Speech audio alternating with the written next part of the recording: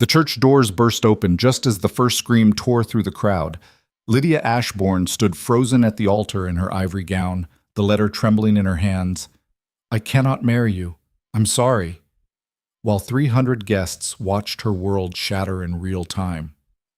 Her mother fainted, her father lunged toward the exit, and somewhere in the back pews, someone laughed. This is the story of a woman who chose exile over pity, rebuilt herself with bleeding hands, and returned to face the society that destroyed her, not as a victim, but as something far more dangerous. Stay until the end. Like and comment with your city so I can see how far this story travels. The morning had started like a dream. Lydia woke before dawn in her childhood bedroom, surrounded by silk and lace and the oppressive scent of hothouse roses. Her mother had insisted on filling every surface with flowers, white roses for purity, pale peonies for romance, lilies that made Lydia's head ache. The room looked like a mausoleum. "You're not eating," her mother said sharply from the doorway, already dressed in dove-gray satin. Margaret Ashbourne had the kind of beauty that aged into severity, high cheekbones, pale eyes, a mouth that rarely smiled. "You need color in your face for the ceremony." Lydia pushed the breakfast tray away, toast and jam. She couldn't stomach it. "I'm fine." "You're pale as death." Her mother crossed the room in 3 swift strides and pinched Lydia's cheeks hard enough to sting. "There. Better." "Eleanor." The lady's maid appeared instantly, arms full of petticoats.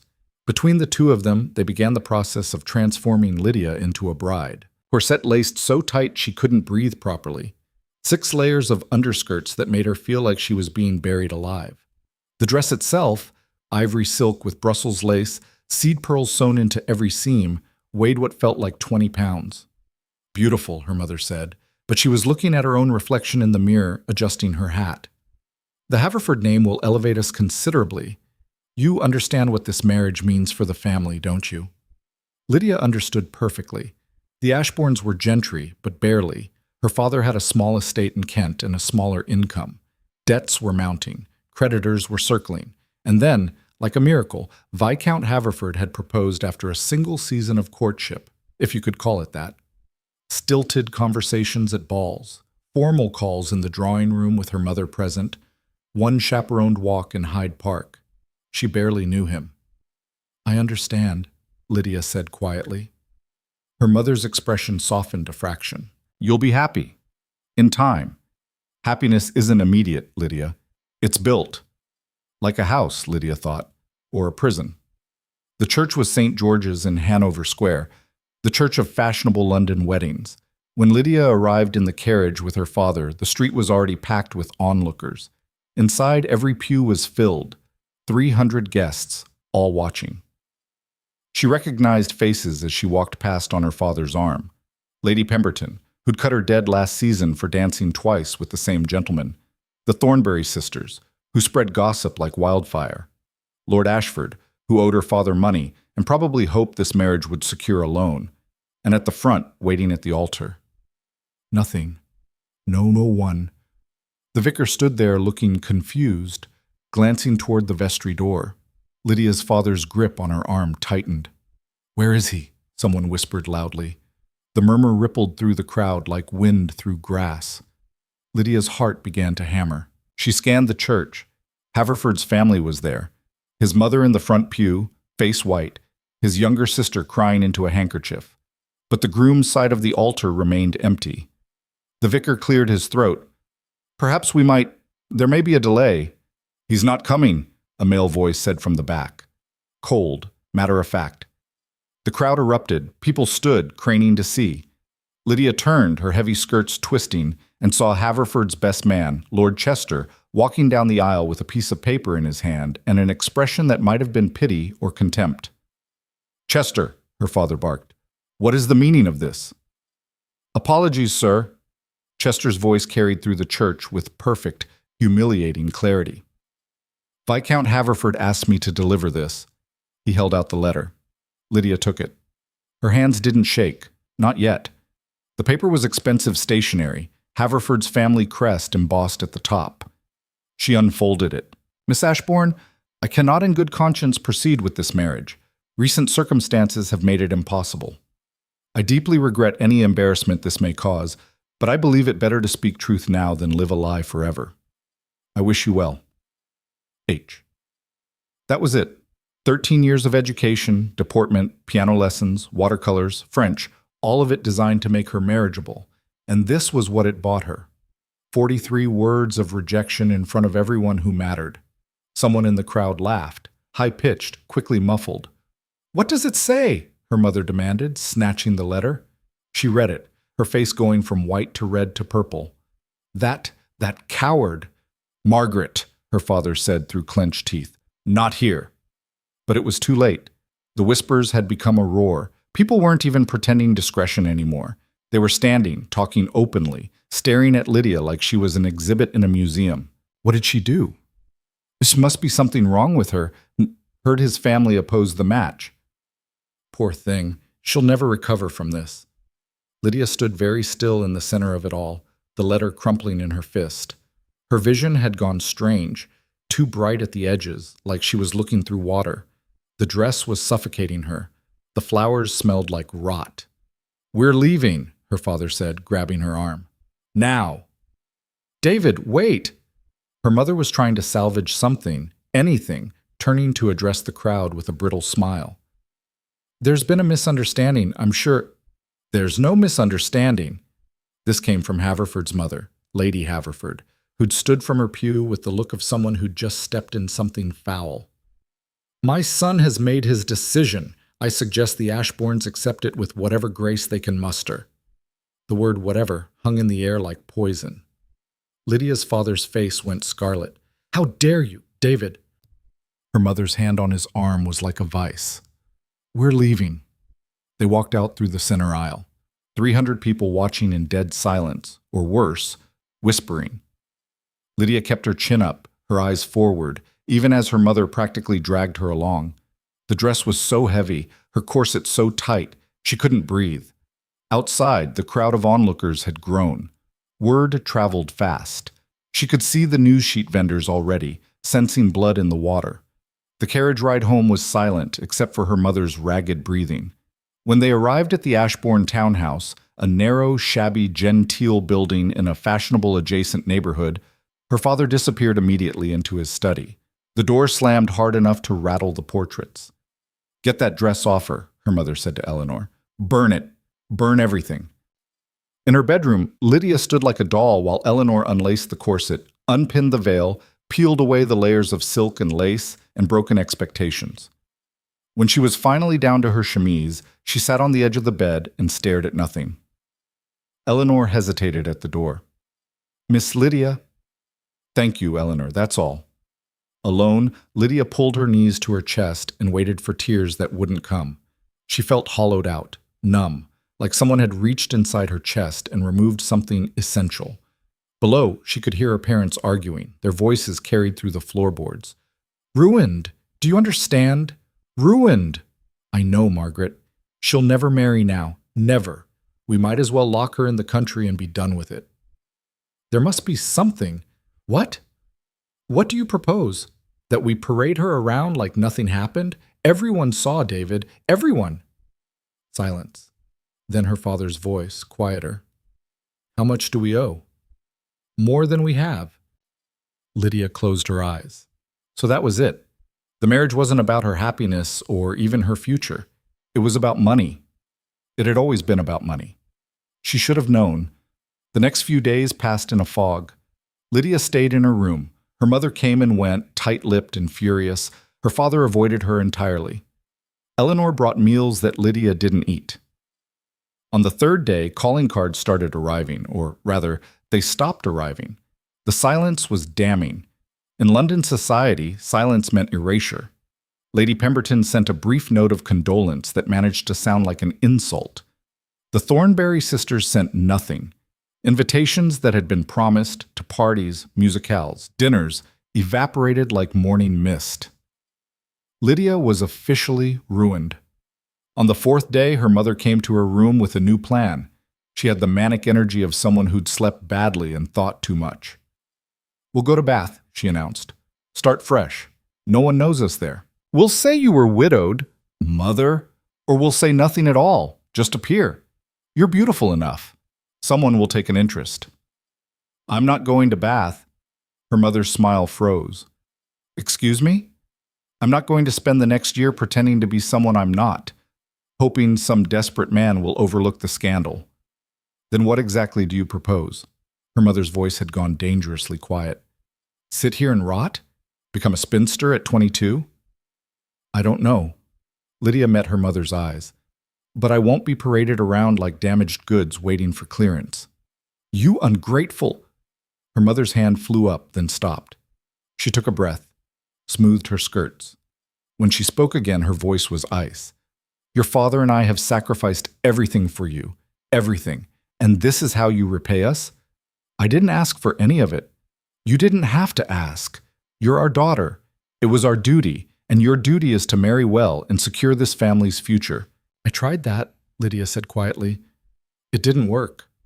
Her mother stared at her for a long moment, something ugly and desperate moving behind her eyes. Then she turned and left without another word. That night, Lydia couldn't sleep.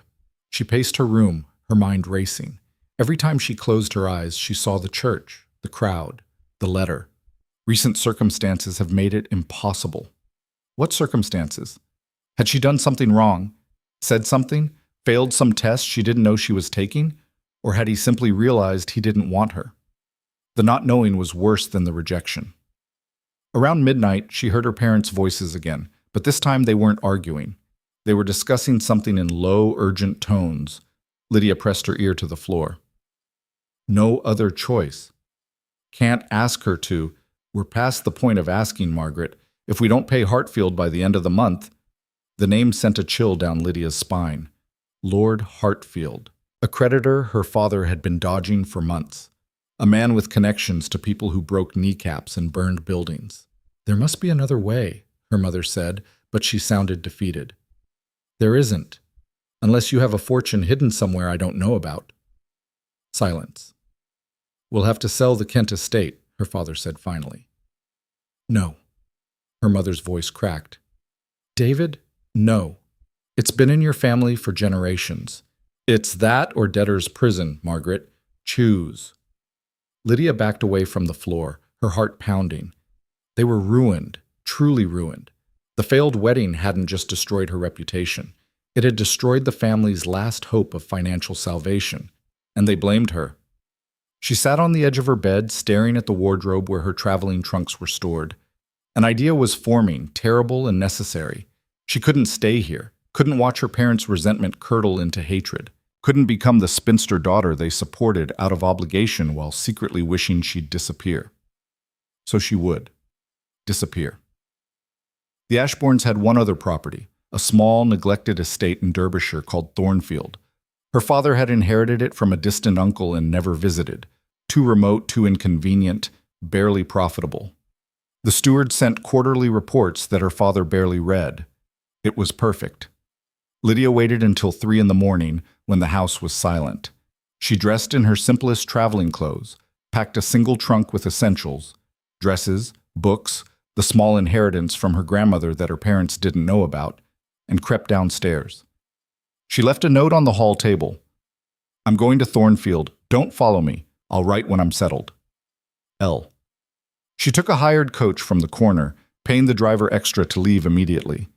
As they pulled away from the townhouse, Lydia looked back once. The windows were dark. No one had noticed she was gone. Good. London fell away behind them as they headed north, street lamps giving way to countryside, noise to silence. Lydia leaned against the window and watched England scroll past in the pre-dawn darkness. She had no plan beyond escape, no idea what she'd find at Thornfield or what she'd do when she got there. But for the first time in days, she could breathe. The journey took 2 days. They stopped at coaching inns where Lydia kept her head down and spoke to no one. The roads got rougher the farther north they went, the landscape wilder. Stone walls instead of hedgerows, hills that turned into moorland. When they finally turned onto the lane leading to Thornfield, Lydia's stomach dropped. The estate was worse than she'd imagined. The main house was a squat, gray stone building with half the shutters hanging loose and ivy consuming the south wall. The grounds were overgrown. What had once been gardens now choked with weeds. A few outbuildings sagged in the distance, roofs caving in. "This is it?" the driver said skeptically. "This is it." He helped her down with her trunk, clearly eager to leave. Lydia paid him and watched the coach disappear back down the lane.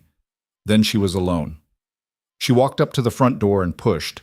It stuck, swollen from disuse, but gave way with a hard shove. Inside smelled like damp and mouse droppings. Dust coated everything. Furniture sat under moth-eaten sheets like ghosts. Lydia set down her trunk and looked around. This was it. This was her new life. A ruined estate at the edge of nowhere. She started laughing, high and wild, and couldn't stop. When the laughter finally subsided into hiccups, she wiped her eyes and got to work. The kitchen was in the back, surprisingly intact. The pump still worked, producing rusty water that eventually ran clear. She found a kettle, cleaned it, made tea with leaves she'd packed. She sat at the scarred wooden table and drank it, while the sun set through the grimy windows. Tomorrow, she'd start cleaning. Find the steward, if there still was one. Figure out what could be salvaged. Tonight, she was just going to sit here in the silence and feel nothing. It was better than feeling everything. The steward's name was Thomas Greaves, and he appeared the next morning looking suspicious and vaguely hostile. He was in his 50s, weather-beaten, with the permanent squint of someone who spent most of his time outdoors. "Didn't know anyone was coming," he said, standing in the doorway like he might bolt. "I'm Lydia Ashbourne. My father owns this estate." "Ah." His expression didn't warm. "The London lot. Figured you'd sell eventually." "I'm not selling. I'm staying." That got his attention. He looked her up and down, taking in her fine traveling dress, her soft hands, her complete lack of practical skills. "Staying?" "Yes." "For how long?" "Indefinitely." He scratched his jaw. "Right. Well, there's not much here, miss. Tenant farms bring in a bit, but barely enough to cover costs. House hasn't been maintained in 20 years, land's marginal at best." "I can see that. So what exactly are you planning to do?" "Good question." Lydia looked around at the overgrown grounds, the crumbling outbuildings, the house that was barely habitable. "Fix it," she said. Greaves barked a laugh. "Fix it. You. Me. With what money?" "Whatever I can manage." She straightened her spine, channeling every ounce of stubbornness she possessed. "I'm not asking for your approval, Mr. Greaves. I'm informing you that I'll be living here and working to restore the property. You can help or not. Your choice." He studied her for a long moment. Then he shrugged. "Your funeral, miss? I'll send my daughter Mary up to help with the house. She's 14, strong as an ox. You'll need her if you're serious about this madness." "Thank you." "Don't thank me yet." He left. Lydia stood in the doorway and looked out at the estate. Her estate now, for better or worse. It was a disaster. It was hers. She smiled. Mary Greaves arrived that afternoon with a bucket, a broom, and a deeply skeptical expression. She was indeed strong, broader across the shoulders than Lydia, with calloused hands and a no-nonsense demeanor.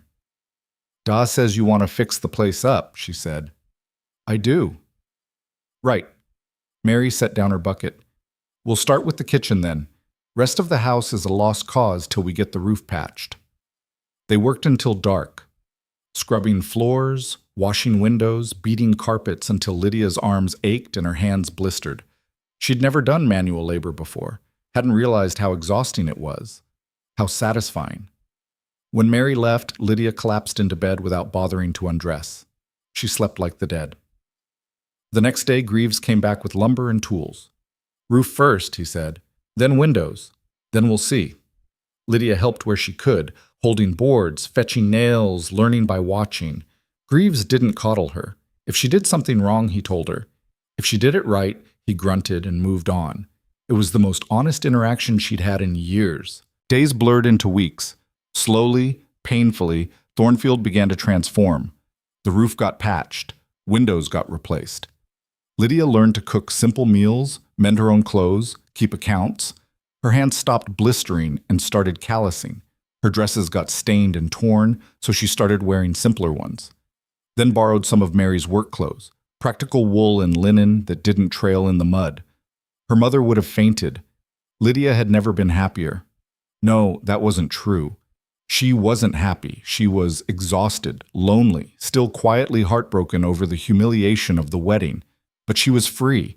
Free from expectations, from judgment, from performing the role of dutiful daughter or perfect bride. Here, she could just be. Letters arrived from London, her mother's increasingly frantic, her father's coldly disapproving. She read them and sent back brief replies. "I'm staying. Don't worry about me."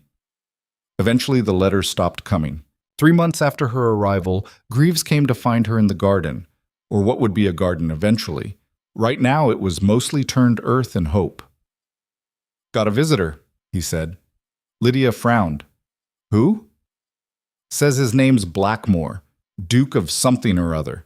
Came up the lane in a fancy carriage, looking lost." Lydia's stomach clenched. A duke. Here. That couldn't be good. She wiped her hands on her apron and went to face whatever disaster this was. The man standing in front of Thornfield looked entirely out of place. He was tall, well over 6 feet, with dark hair and darker eyes, wearing riding clothes that probably cost more than the entire estate. His expression was unreadable. "Miss Ashbourne?" His voice was deep, formal. "Yes." "I'm Rowan Blackmore, Duke of Ashford." She recognized the name. The Duke of Ashford owned the neighboring estate, Blackmore Hall, though she'd never seen it. Never seen him either, though she'd heard of him. Everyone had. Wealthy, powerful, notoriously private. "Your Grace." She didn't curtsy. Her hands were covered in dirt. "What can I do for you?" "I wanted to introduce myself," he said. "I was told someone had taken residence at Thornfield. Wanted to ensure everything was in order." "It's in order."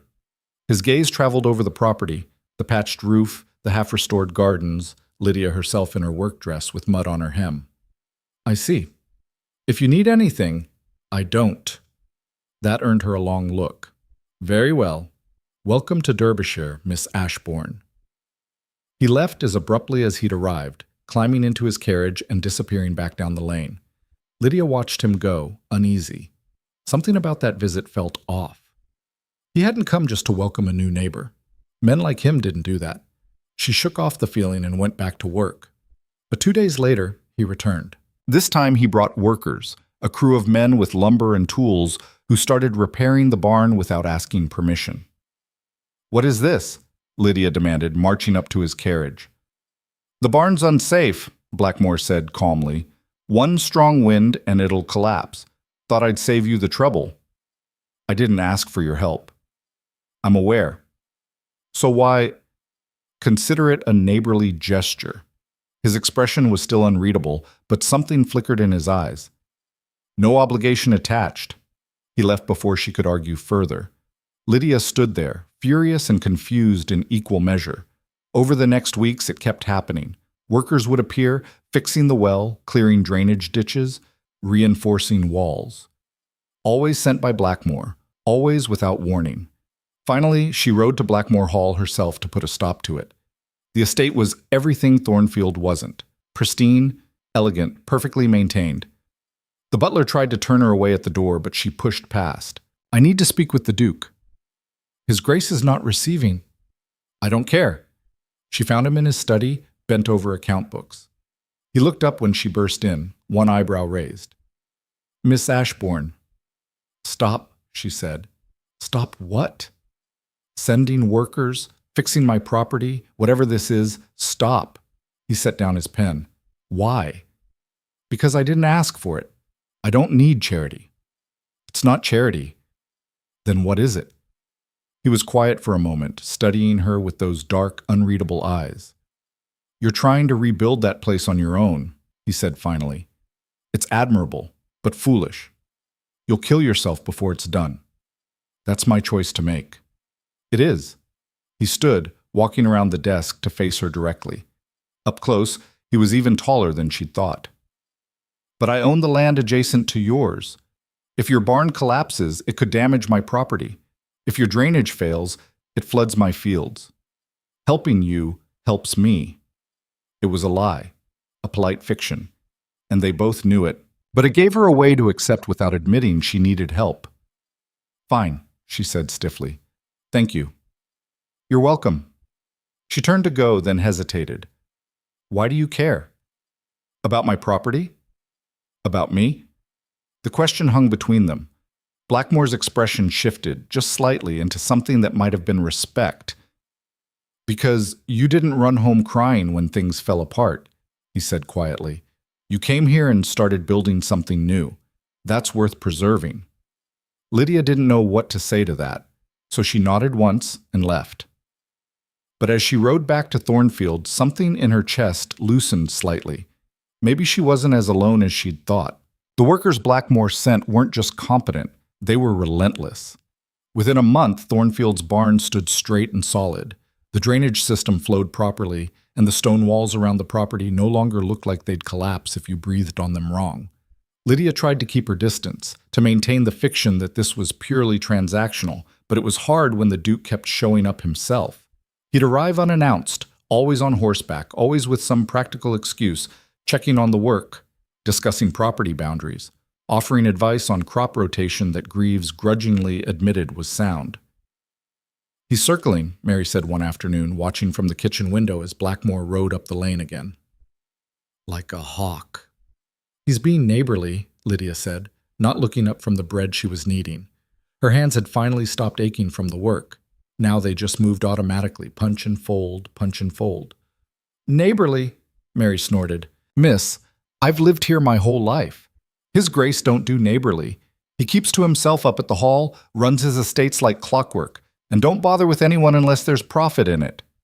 Maybe I'm profitable then. Oh, you're something all right, but it ain't profit he's after. Lydia's hands stilled.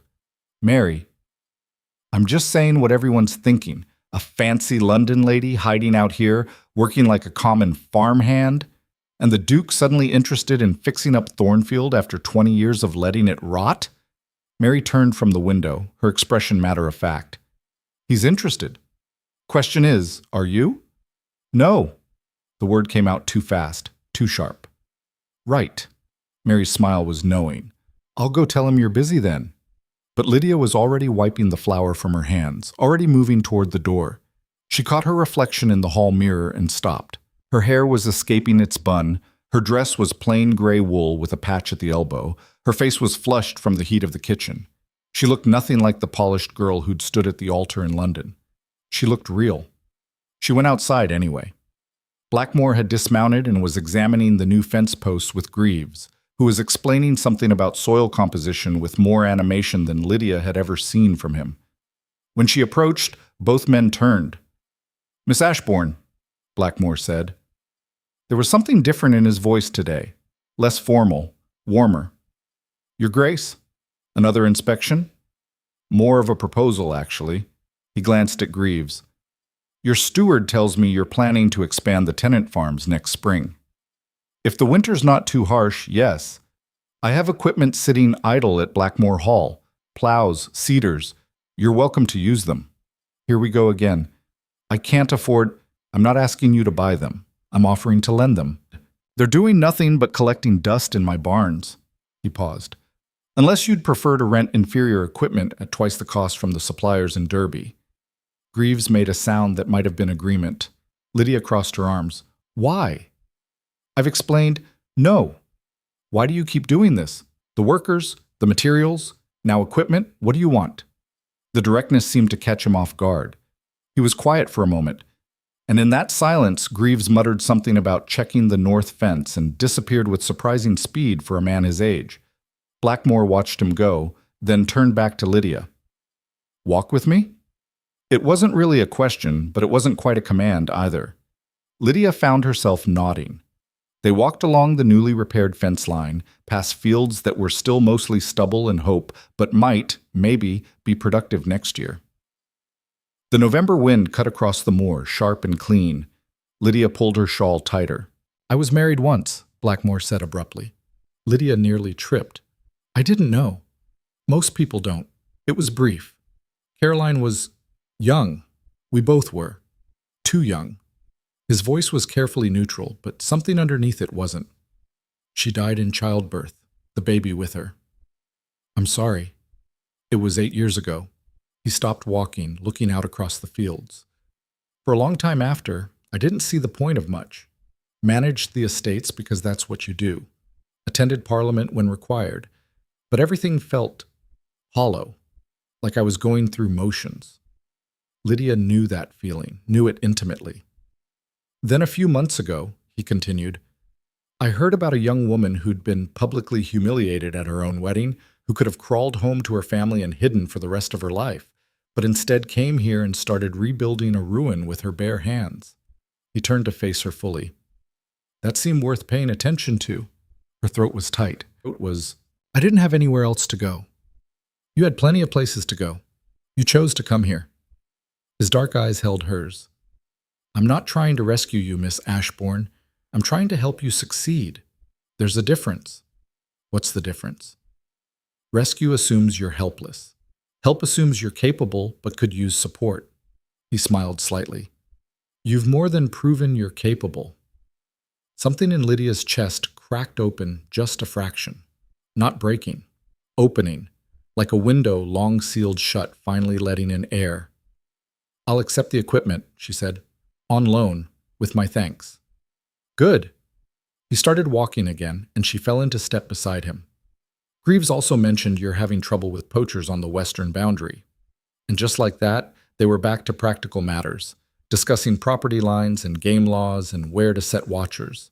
It should have been boring, but Lydia found herself engaged, asking questions, offering ideas. Blackmore listened, actually listened, and when he disagreed, he explained why instead of just dismissing her. It was the most intellectually stimulating conversation she'd had in months. They talked until the sun started setting, painting the moor in shades of amber and rust. When Blackmore finally swung back onto his horse, he paused. There's a dinner at Blackmore Hall next Saturday. Small gathering, mostly local gentry. You should come. Lydia's stomach dropped. I don't think... You've been here 4 months and haven't met any of your neighbors. They're starting to think you're either mad or cursed. Maybe I'm both. You're neither, but rumors take root if you let them. His expression was serious. You're planning to stay here long-term, yes? Yes. Then you'll need allies, people who'll trade with you, help in emergencies, not treat you like a pariah. He gathered his reins. 7 o'clock. Dress is informal by London standards, which means the ladies will still judge your gown, but at least they won't expect worth. I don't have anything suitable. Wear what you wore to tell me to stop fixing your property. You looked formidable. He rode off before she could respond, leaving her standing in the twilight, torn between wanting to throw something at his retreating back and laughing. Formidable. When was the last time anyone had called her that? Inside, Mary was smirking. Told you, circling. He invited me to dinner. Course he did. I'm not going. Mary's expression turned serious. Miss, you should. Da's right that folks around here are talking, and not kind talk either. They don't know what to make of a London lady living like a hermit, working like a tenant farmer. Some think you're running from the law. Some think you're touched in the head. Some think worse. What could be worse? That you're a fallen woman hiding a baby. Lydia's laugh was sharp and bitter. I wish it were that simple. Then go to the dinner. Show them you're normal. Make some friends. Mary paused. Make some enemies too, probably. But at least you'll know where you stand. That night, Lydia went through her remaining dresses. Most were hopelessly impractical, silk and lace designed for drawing rooms and ballrooms, now smelling of lavender and mothballs. She had exactly one that might work. A dark green wool with simple lines, high-necked, with only a little lace at the collar. It had been for morning calls, back when she made morning calls.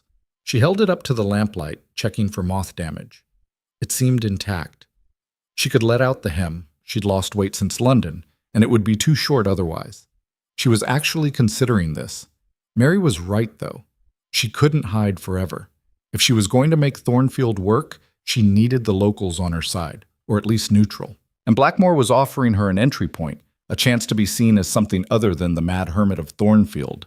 She'd survived worse than a dinner party. Probably. The week passed too quickly. Lydia threw herself into work, helping Greaves repair the sheep pen, preserving the last of the autumn vegetables with Mary, going over the accounts until her eyes crossed. Anything to avoid thinking about Saturday. But Saturday came anyway. Mary helped her dress, tisking over the state of her hair. When's the last time you had this properly done, miss? And wrestling it into something resembling a fashionable style. The green dress fit well enough once they'd altered the hem. Lydia looked at herself in the mirror and saw someone caught between two worlds. Too plain for London, too fine for Thornfield. You look lovely, Mary said firmly. I look terrified. That too, but mostly lovely. Blackmore sent a carriage. Of course he did. And Lydia rode to Blackmore Hall as the sun set, her hands clenched in her lap. The hall looked even more imposing at dusk, all lit windows and elegant proportions. She could hear music and conversation floating out into the evening air. The butler who answered the door was the same one who'd tried to turn her away before. His expression was carefully blank as he took her cloak. Miss Ashbourne.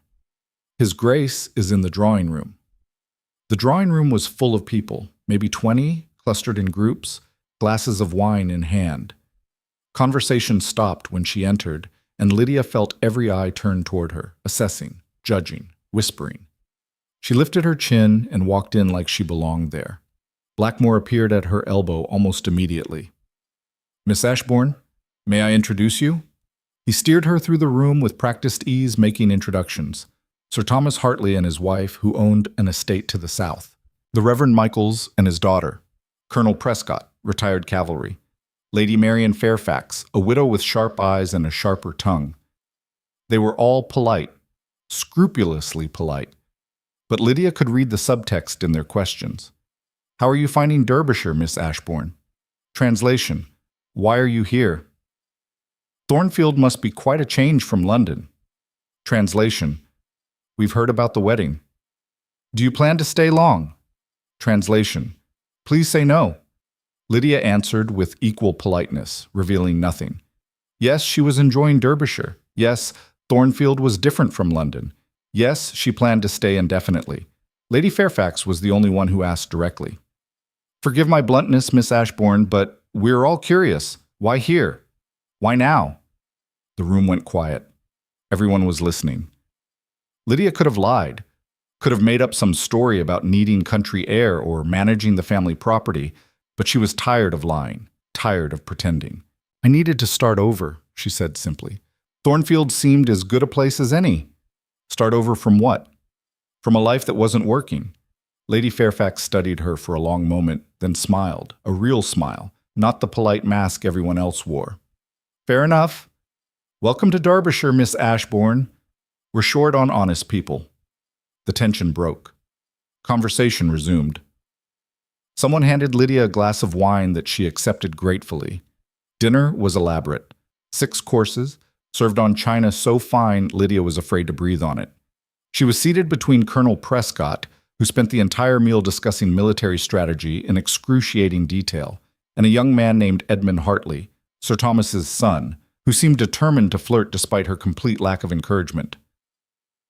You must let me show you the area properly, Miss Ashbourne, he said, leaning close enough that she could smell the wine on his breath. There are some lovely riding paths. I'm quite busy with the estate. Surely you can spare an afternoon for a neighbor? I really can't. Across the table, Blackmore was watching with an expression that might have been amusement. When he caught her eye, he raised his glass slightly.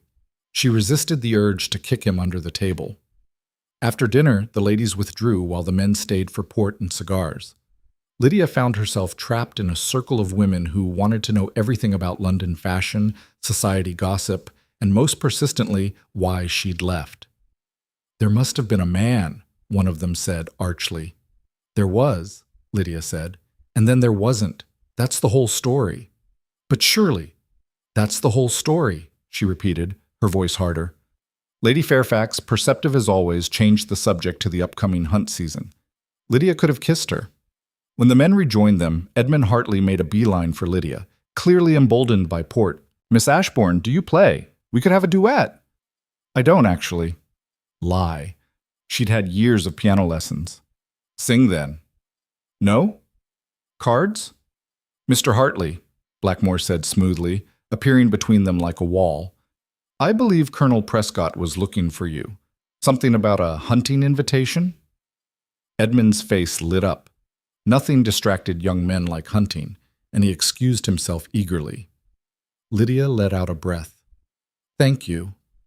He means well. He's just young and stupid. Mostly stupid. Blackmore's mouth twitched. Walk with me? The terrace is less suffocating. They slipped out through the French doors onto a stone terrace overlooking the gardens.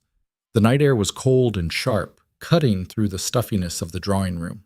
Lydia breathed deep, feeling her shoulders unclench. You did well, Blackmore said. I survived. There's a difference. In this context, they're the same thing.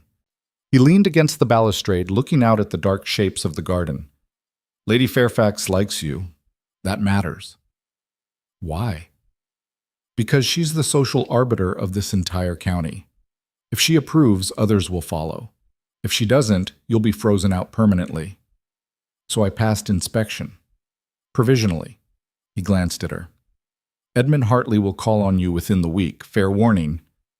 I'll tell Greaves to shoot him. Blackmore laughed. A real laugh, surprised out of him. I'm starting to see why you chose Exile over Society.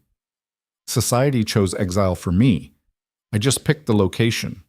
The words came out more bitter than she'd intended. Blackmore was quiet for a moment, his expression thoughtful. The wedding, he said carefully. May I ask what happened? Lydia's first instinct was to shut down the conversation, but something about the darkness, the distance from the party inside, the fact that he'd asked instead of assumed, it made her want to tell the truth. He left a letter, she said, at the altar, in front of 300 people, said he couldn't go through with it due to recent circumstances. Never explained what those were. Just gone. Christ. My parents were furious, not at him, at me, for somehow failing to keep him interested. She wrapped her arms around herself against the cold. Turns out the whole marriage was arranged to pay off their debts anyway. So when he left, I didn't just lose a fiancé. I lost my family's financial salvation. That's not your burden to carry. Try telling them that. She laughed, but it came out hollow. They wanted me to go to Bath, find another husband, try again, like I was a defective product that just needed better marketing. I couldn't do it, so I came here instead. Best decision you could have made. Some days I'm not sure. Some days I think I should have just married whoever they found and been done with it. You don't believe that? No, she admitted, but it would have been easier. Easier isn't better. He turned to face her fully, his expression serious in the moonlight. You're building something here, something real. That matters more than an easy life. Does it? Most days I'm just exhausted and covered in mud. And most days I'm buried in estate paperwork and tenant disputes. But you wake up the next day and do it anyway because it's yours. Your work. Your choice. He paused. That's worth more than anything London could have given you. Lydia wanted to believe him, wanted to believe that the grinding work, the isolation, the constant struggle was leading somewhere meaningful. But tonight, dressed in her one good dress, surrounded by people who looked at her with suspicion and pity, it was hard to see the point. I should go back inside, she said, or I could have the carriage brought round. You've made your appearance. Lady Fairfax approves. Mission accomplished. The relief was overwhelming. Yes, please. He went to arrange it while Lydia waited on the terrace, trying to summon the energy to go back through the drawing room and collect her cloak. She was so tired. Not just physically, emotionally. The constant performance of being fine, being strong, being someone who chose this rather than someone who had no other choice. When Blackmore returned, she was shivering. Here. He shrugged out of his coat and draped it over her shoulders before she could protest. It was warm from his body heat and smelled like sandalwood and horse. I'm fine. You're freezing, and stubborn, but mostly freezing. They went inside through a side entrance that avoided the drawing room entirely. In the front hall, Blackmore helped her into her cloak, his hands briefly touching her shoulders through the fabric. Thank you, Lydia said. For tonight, for the introduction. Thank you for coming. I know it wasn't easy. Nothing lately has been easy. If it helps, he said quietly, I think you're doing remarkably well given the circumstances. It did help, more than she wanted to admit. The carriage ride back to Thornfield was short and quiet. Lydia watched the dark countryside roll past and tried not to think about how Blackmore's coat was still warm around her shoulders, or how his words had settled something restless in her chest. When she arrived home, Mary was waiting with tea. "How'd it go?" "Lady Fairfax approves. Everyone else is reserving judgment." "That's a start." Mary poured the tea. "And his Grace?" "Was a perfect gentleman." "Shame." "Mary, I'm just saying, miss, you're allowed to like someone. Even after—" She gestured vaguely. "Everything." "I'm not ready for that." "Maybe not. But ready or not, he's circling." Lydia drank her tea and didn't answer. The next week, Edmund Hartley did indeed call, twice. The first time, Lydia was genuinely occupied with fence repairs and sent her apologies. The second time, she hid in the barn until he left. "You can't avoid him forever," Greaves said, clearly amused. "Watch me." But she couldn't avoid Blackmore, who continued to appear with irritating frequency, always with some practical reason, discussing drainage, reviewing crop plans, offering advice on livestock that Greaves actually appreciated. "He's teaching you," Mary observed one afternoon, watching through the window as Blackmore demonstrated something about soil composition to Lydia in the south field. "Teaching me what?" "How to run an estate. My da knows farming, but his Grace knows business. There's a difference." She was right. In their conversations, Blackmore had started explaining not just what to do, but why. How to read markets, when to invest versus conserve, which tenants to trust and which to watch. Things her father had never taught her because women didn't need to know such things. Lydia absorbed it all like parched ground soaking up rain. Winter settled over Derbyshire with brutal efficiency. The fields froze. The wind cut like knives. Lydia learned to break ice on water troughs, to keep fires burning constantly, to layer wool and more wool and still be cold. She also learned she wasn't alone. When a tenant family's roof collapsed under heavy snow, Blackmore sent workers before Lydia even knew about it. When Greaves fell ill with fever, the Blackmore Hall physician appeared at Thornfield without being summoned.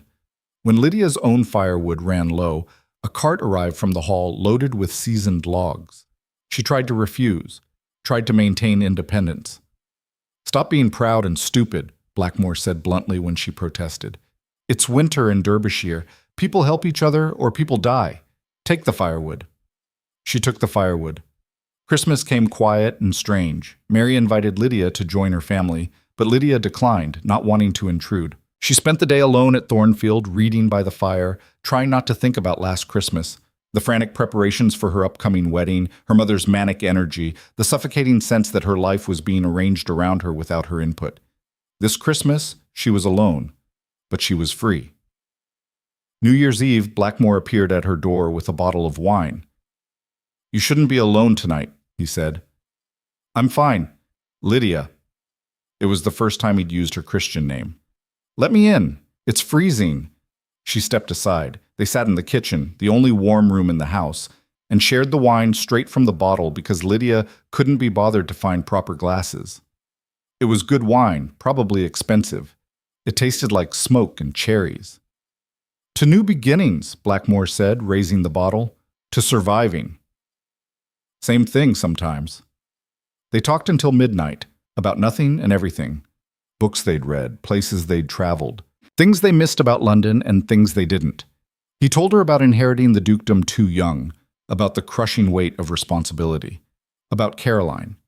She told him about growing up as the only child of struggling gentry, about the pressure to marry well, about standing at that altar and feeling her entire future collapse. "Do you regret it?" he asked. "Coming here instead of going back to London?" "Every day," she said honestly, "and not at all." When the clock struck 12, they toasted with the last of the wine. "Happy New Year, Lydia." "Happy New Year, Rowan." He left shortly after, riding back to Blackmore Hall through the frozen night. Lydia watched from the window until his horse disappeared into the darkness. Something had shifted between them, something she wasn't ready to name. January was brutal, February worse. March came in with snow and went out with mud. But through it all, Thornfield survived. The house stayed warm, the livestock stayed fed, the tenants stayed housed. And Lydia stayed sane, mostly because of Rowan's regular visits. They'd stopped pretending it was purely practical. He came because he wanted to see her. She looked forward to it because she wanted to see him. They still discussed estate business. That was real enough. But they also just talked about books, politics, the absurdities of society, the beauty of the moor in early spring. Mary watched it all with knowing eyes, but kept her thoughts mostly to herself. Then April arrived, and with it, disaster. Lydia was in the south field with Greaves, discussing planting schedules, when Mary came running. Miss, there's carriages coming up the lane. Fancy ones. London fancy." Lydia's blood went cold. "How many?" "2. Big ones, with crests on the doors." She turned to Greaves. "Go to Blackmore Hall. Tell His Grace—" "Tell him what? That her past was arriving? That she needed help?" "Just tell him." Greaves nodded and took off at a run despite his age. Lydia walked back to the house, her heart pounding. Through the trees, she could see the carriages approaching. One had her family's crest. The other— She stopped breathing. The other bore the Haverford crest. Her former fiancé was here. The carriages rolled to a stop in front of Thornfield. First out was her father, looking older and grayer than she remembered. Then her mother, thin-lipped and furious. And finally, stepping down from the second carriage, Viscount Haverford himself. He looked terrible. Clothes rumpled, face unshaven, eyes bloodshot. Nothing like the polished gentleman who'd courted her in London. "Lydia," her mother said, her voice sharp as cut glass. "We need to talk." Lydia didn't move. Her feet felt rooted to the muddy ground, her work boots heavy as anchors. Mary had gone pale beside her, and even from this distance, Lydia could see her mother's lip curl as she took in Thornfield's still shabby exterior, the chickens pecking in the yard, Lydia herself in a patched wool dress with mud on the hem. "Inside," her mother said. "Not a request." "No." The word came out steady, stronger than Lydia felt. "Whatever you need to say, you can say it here." Her father stepped forward, his expression a mixture of exhaustion and something that might have been desperation. "Lydia, please, don't make this harder than it needs to be." Harder for whom? Haverford had been standing back, but now he moved closer. Up close, he looked worse than terrible. He looked broken. Sweat beaded on his forehead despite the cool April air. His hands shook slightly. "Miss Ashbourne," he said, and his voice cracked. "I know I have no right to be here, no right to ask anything of you, but I'm begging you to hear me out." "Why?" Lydia's voice was ice. "You didn't give me the courtesy of an explanation when you left me at the altar. Why do I owe you anything now?" "Because he's ruined," her mother snapped. "Completely ruined. Debts, scandal, creditors threatening prison. And he's come to us. To you. To make it right." Lydia laughed. It came out harsh and wild. "Make it right? By doing what exactly? Apologizing? I don't want your apology." "By marrying you," her father said quietly. "As was originally intended." The world tilted sideways. "You cannot be serious." "Entirely serious, her mother's hands were clenched in her skirts. "The marriage contract was never formally dissolved. Legally, you're still engaged. A quiet ceremony, a few weeks in the country to let gossip die down, and both families can salvage. Get out." Lydia's voice was very quiet, very calm. "Get off my property, now." "Your property?" Her mother's laugh was ugly. "This ruin— Your father owns Thornfield, Lydia. You're here on sufferance, and that sufferance is about to end if you don't listen to reason. The reason being that you need me to fix your mistakes." Lydia looked at Haverford, who had the decency to look ashamed. "What happened? Gambling? Bad investments? Mistress with expensive taste?" "All of it," he said hoarsely. "I was a fool, am a fool. But if we marry, my family's remaining assets combined with your father's estate, I don't have any assets." "The Ashbourne estate in Kent," her father said. "It reverts to you upon marriage as part of your dowry settlement. With that as collateral, Haverford's creditors would accept a repayment plan. Both families survive. And if I refuse?" Her father's face went gray. "Then Hartfield forecloses. We lose Kent. Haverford goes to debtor's prison. Your mother and I—" He stopped, started again. "We'll have nothing." "You already have nothing," Lydia said. "You've had nothing for years. You just kept spending anyway, and now you want me to pay for it with my life. It's not like you have prospects here, her mother said viciously. Look at you. Look at this place. You're 23 years old, living like a tenant farmer with no future beyond slowly going mad in the wilderness. At least marriage gives you a position, a name. I have a name. It's Ashbourne, not Haverford. Lydia, her father tried. Why now? Lydia cut him off, looking at Haverford. You've been ruined for months, obviously. Why come now? Haverford's face flushed. I tried to fix it myself. Borrowed more, tried to win it back, made it worse, much worse. And then Hartfield gave your father an ultimatum. Pay in full by month's end or he takes everything. So you remembered you had a spare fiancé sitting in the country. Lydia's hands were shaking now, rage and something like grief fighting for dominance. Tell me something. Why did you leave me at the altar in the first place? He looked away. Answer me. Because I'm a coward, he said finally.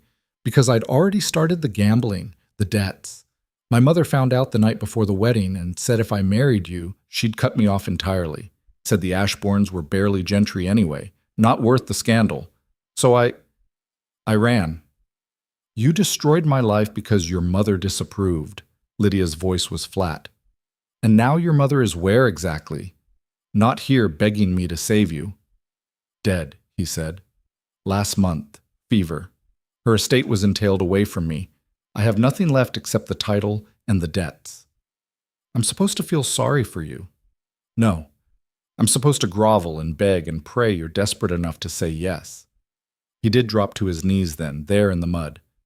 I know I don't deserve it. No, you hate me, but I'm asking anyway. Marry me, please! Lydia stared down at him. This man who'd humiliated her, who'd left her standing at the altar while 300 people watched and felt absolutely nothing. No hatred, no pity, no rage, just a vast echoing emptiness where he used to matter. No, she said. Lydia, think about your family, her father started. I have thought about my family for 23 years. I wore the right dresses, learned the right accomplishments, smiled at the right men, did everything you asked, and when it all fell apart, you blamed me.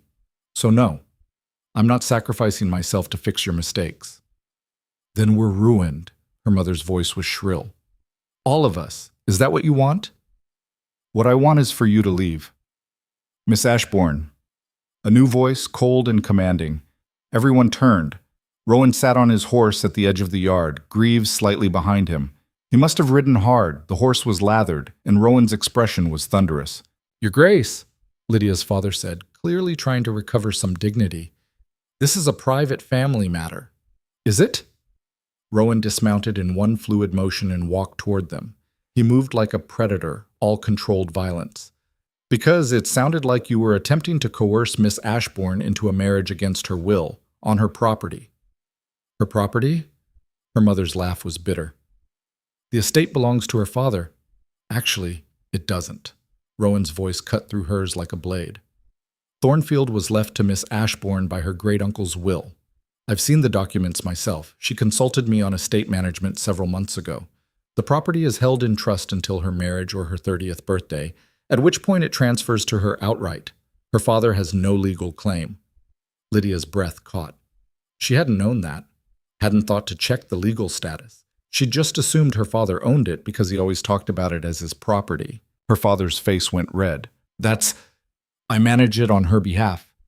You haven't managed anything here in 20 years? Miss Ashbourne has been managing it herself since last autumn, quite successfully. Rowan's gaze swept over the property, taking in the repaired buildings, the fenced fields, the obvious signs of work. I'd say she's proven herself more than capable. This is absurd. Her mother stepped forward. She's a woman alone, barely making ends meet. She's a landowner turning a profit on property her father abandoned, Rowan said. And she's not alone. She has the support of her neighbors and the respect of the local gentry.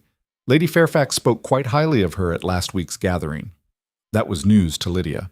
She'd received a dinner invitation from Lady Fairfax, but had been too busy with spring planting to attend. Haverford was still on his knees in the mud, looking between them like a drowning man watching boats sail past. Please, he said again. I'll do anything. Be anyone you need me to be. Get up, Lydia said wearily. Just get up. He stumbled to his feet, muddy and pathetic. I'm sorry for your troubles, Lydia said, and meant it. Truly. But I can't fix them. I won't fix them.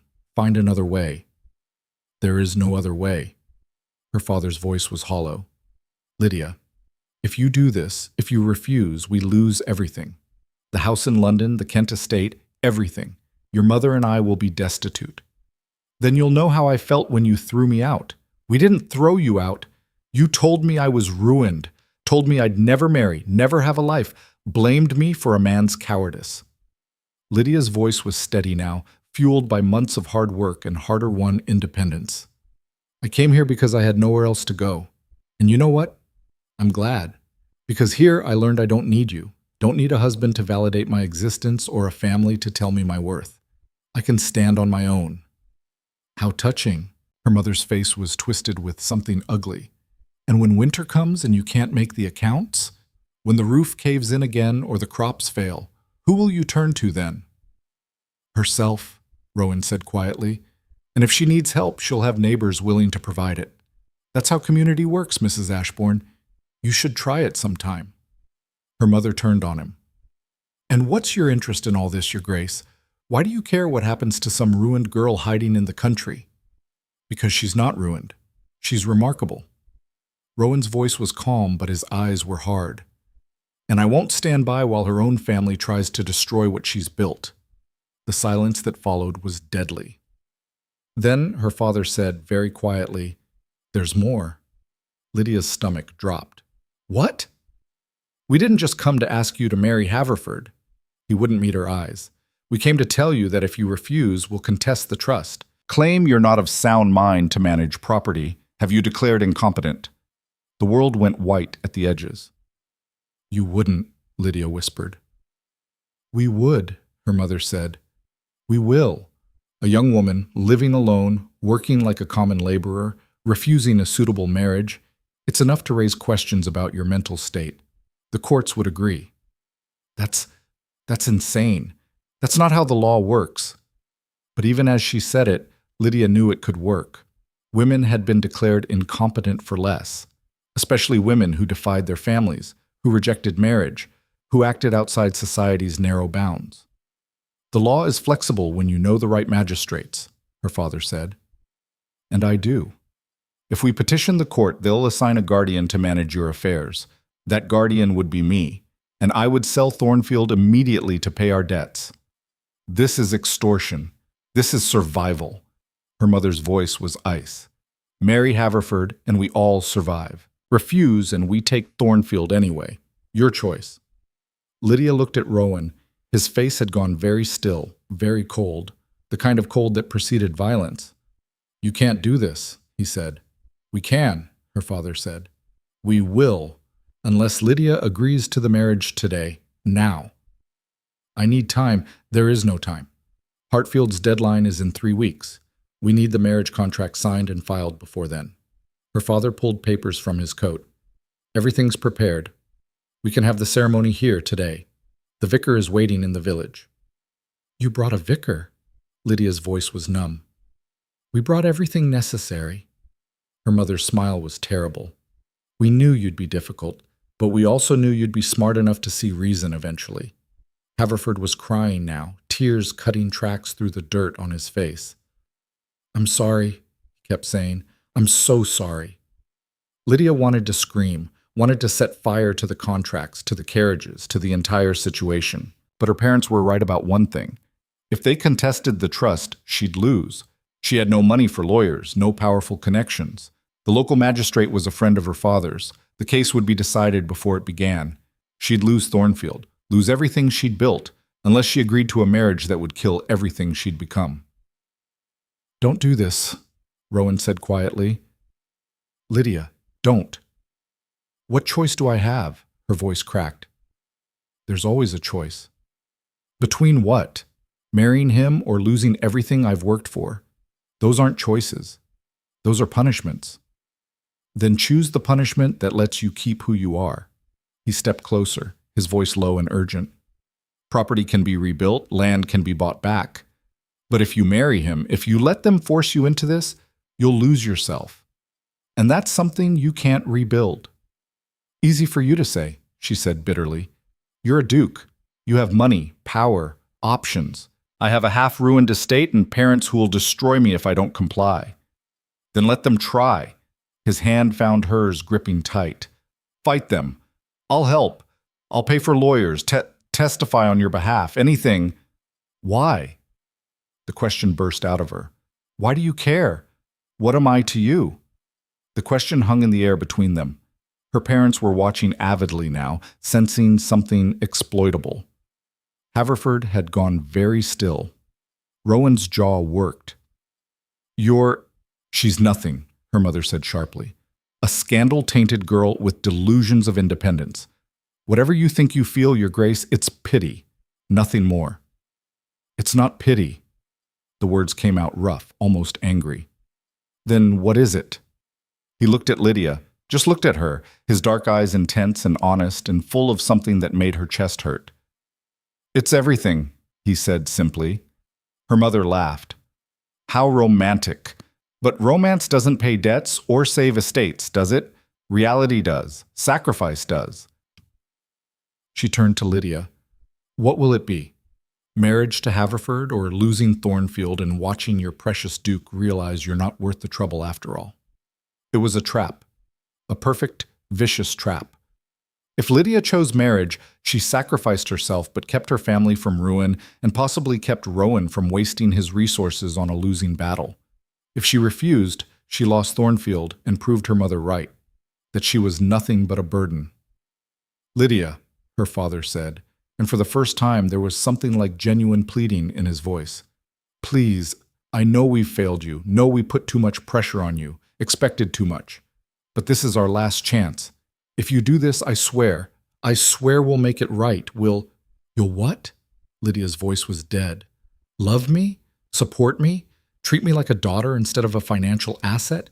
You had 23 years to do that. You didn't. Why would marriage to a man I despise change anything? Because it would save us, her mother said. Isn't that enough? And there it was. The central question of Lydia's entire life. Was saving her family enough?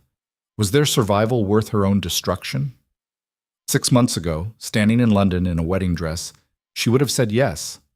Would have married Haverford or anyone else they demanded, because that's what daughters did. They sacrificed. But 6 months of hard labor, cold nights, and slowly rebuilding herself from broken pieces had changed her. No, Lydia said, it's not enough. Her mother's face went white, then red. You selfish. I'm not marrying him. I'm not signing anything. And if you try to contest the trust, I'll fight you. Her voice was shaking but firm. I don't care if I lose. I don't care if you take Thornfield. I'd rather have nothing than have it this way. You stupid girl. Enough. Rowan's voice cracked like a whip. You've had your answer. Now leave. This isn't over, her father said, but his voice lacked conviction. Yes, it is. Lydia looked at her parents, really looked at them, and saw them clearly for maybe the first time. They weren't villains. They were just people who'd made bad choices and kept making them, who couldn't admit fault or change course, who'd sacrifice anything and anyone to avoid consequences. They were strangers. I hope you find a way out of your debts, she said quietly. I do. But it won't be through me. Goodbye. Lydia. Haverford reached for her. She stepped back. Don't. Just don't. Go home. Find someone else to save you. There is no one else. His voice broke. You were my last hope. Then I guess you should have thought of that before you left me at the altar. She turned and walked away. Into the house, through the kitchen where Mary stood wide-eyed and frightened, up the stairs to her bedroom. She closed the door and waited for the sound of carriages leaving. It took 20 minutes. She could hear voices raised in argument, her mother shrieking something, Rowan's deeper voice cutting through, her father's attempts at negotiation. Then finally, blessedly, the creak of carriage wheels and the jingle of harnesses. Silence. Lydia sat on the edge of her bed and stared at her hands. They were rough now, calloused from work, dirt under the nails. a burn scar on her thumb from the kitchen stove. These were hands that had rebuilt a ruin, that had planted crops and mended fences and learned to survive. They were shaking. A knock on the door. "Lydia?" Rowan's voice, careful and quiet. "Come in." He entered slowly, closing the door behind him. Propriety dictated it should stay open, unmarried man and woman alone in a bedroom, but Lydia was far past caring about propriety. "Are you all right?" he asked. "No." Her voice came out steadier than she felt. "But I will be." He crossed the room and sat beside her on the bed. Not touching, just present. "They'll try to contest the trust," Lydia said. "You know they will." "Let them try. I meant what I said about lawyers. I'll pay for the best." "Why?" The question again, more urgent now. "Why would you do that for me?" He was quiet for a long moment. Then, "Because 6 months ago, I watched a woman choose exile over humiliation, choose hardship over comfort, choose herself over everyone else's expectations." He turned to look at her. "And every day since, I've watched her prove that she was right to do it, that she's stronger than anyone gave her credit for, including herself. I don't feel strong. I feel terrified." Strength and terror aren't mutually exclusive. His hand found hers again, warm and steady. "You can be both." Lydia looked down at their joined hands. His were large and scarred from writing and work, but elegant too. The hands of someone who wielded power carefully. "I can't afford to lose Thornfield," she said quietly. "It's all I have. If they take it, then you'll start again, somewhere else, and I'll help." His grip tightened. "But they won't take it, because we're going to fight, and we're going to win." "You don't know that." "No, but I believe it, and right now that's enough." Footsteps on the stairs. Mary appeared in the doorway, her face flushed. "Miss, Your Grace, there's another carriage coming, and Miss, you need to see this."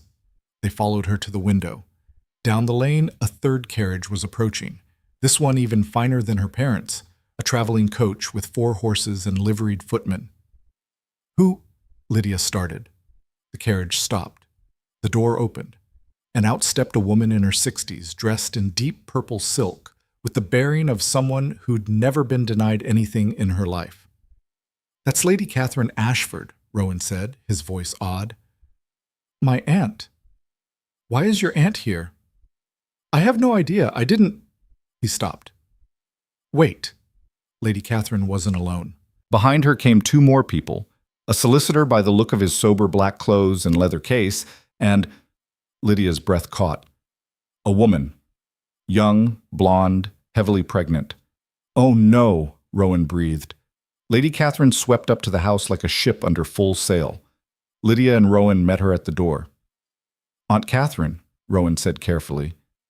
"This is unexpected." "I'm sure it is." Lady Catherine's voice was crisp and commanding. "Miss Ashbourne, I presume?" "Yes, my lady." "Excellent. We have much to discuss, but first—" She gestured to the pregnant woman. "This is Mrs. Eleanor Haverford, the Viscount's wife of 6 months." The world stopped. "His what?" Lydia whispered. "His wife." Lady Catherine's smile was sharp as knives. "Married in secret last October in Scotland, expecting his child in approximately 2 months, which makes his proposal to you today not just morally reprehensible, but legally bigamous." Haverford was already married. The marriage her parents were trying to force her into wasn't just unwanted. It was illegal. Lydia started laughing. She couldn't help it. The absurdity, the cruelty, the sheer stupidity of it all. Her parents had brought Haverford here to force her into marriage with a man who was already married to someone else. If she'd agreed, if she'd signed those papers, she would have committed a crime. They would have let her do it. "Stop laughing," Lady Catherine said sharply. "This is serious." "I know." Lydia wiped her eyes. "That's why it's funny. Why are you here?" "Because my nephew sent word that you were in trouble, and I make it my business to help young women being victimized by worthless men." She gestured to the solicitor. "Mr. Pemberton has prepared documents dissolving your engagement to Viscount Haverford on grounds of fraud and moral turpitude. Sign them, and you'll be free." legally, irrevocably. But my parents, the trust, your parents have no case. The trust is ironclad. I've had Mr. Pemberton review it. Even if they contested, which they won't, her smile was terrifying. They'd lose, badly, and I'd make sure everyone in London knew they tried to force their daughter into a bigamous marriage to cover gambling debts. Why would you do this for me? Lydia asked. Lady Catherine's expression softened fractionally. Because I was once a young woman told my only value was in marriage. I had money and spite enough to refuse. You have neither, but you have my nephew's regard, which is worth considerably more. And you've proven yourself capable of independence, which I respect. She held out a pen. Sign. End this. Move forward. Lydia took the pen. The papers were there on the table. Formal, legal, final. She read them quickly. They were everything Lady Catherine had promised. Freedom. She signed. Mr. Pemberton witnessed it, then tucked the papers into his case. I'll file these with the courts immediately. Your engagement is dissolved, Miss Ashbourne. You're free to marry whom you choose, or not marry at all. Thank you. The words felt inadequate. Lady Catherine nodded briskly. Now then, Mrs. Haverford needs to confront her reprehensible husband. I believe he's still on the property? His carriage is down the lane, Mary volunteered. Excellent. Let's go ruin his day, shall we? Lady Catherine swept out, Mrs. Haverford and Mr. Pemberton following. Lydia and Rowan stood in the sudden silence. Your aunt is terrifying, Lydia said. I know, it's wonderful. They walked outside in time to see Lady Catherine intercept the Ashbourne and Haverford carriages before they could leave. What followed was spectacular. Lady Catherine's voice could cut glass when she wanted it to, and she wanted it to now. Viscount Haverford, so delightful to see you. I believe you know Mrs. Haverford, your wife? The explosion was immediate and spectacular. Lydia's parents went white. Haverford looked like he might vomit. Mrs. Haverford started crying, and Lady Catherine orchestrated it all with the precision of a conductor leading a symphony of chaos. Within 10 minutes, the truth was out. Haverford had married Eleanor in secret when she became pregnant, but kept it hidden because his mother would have disinherited him for marrying a merchant's daughter. When his mother died and the money ran out anyway, he'd decided his secret wife was less important than his public survival. You were going to make me a bigamist, Eleanor sobbed. Our child a bastard. How could you? I was desperate. You're pathetic. This from Lydia's mother, which was rich considering her own role in this disaster.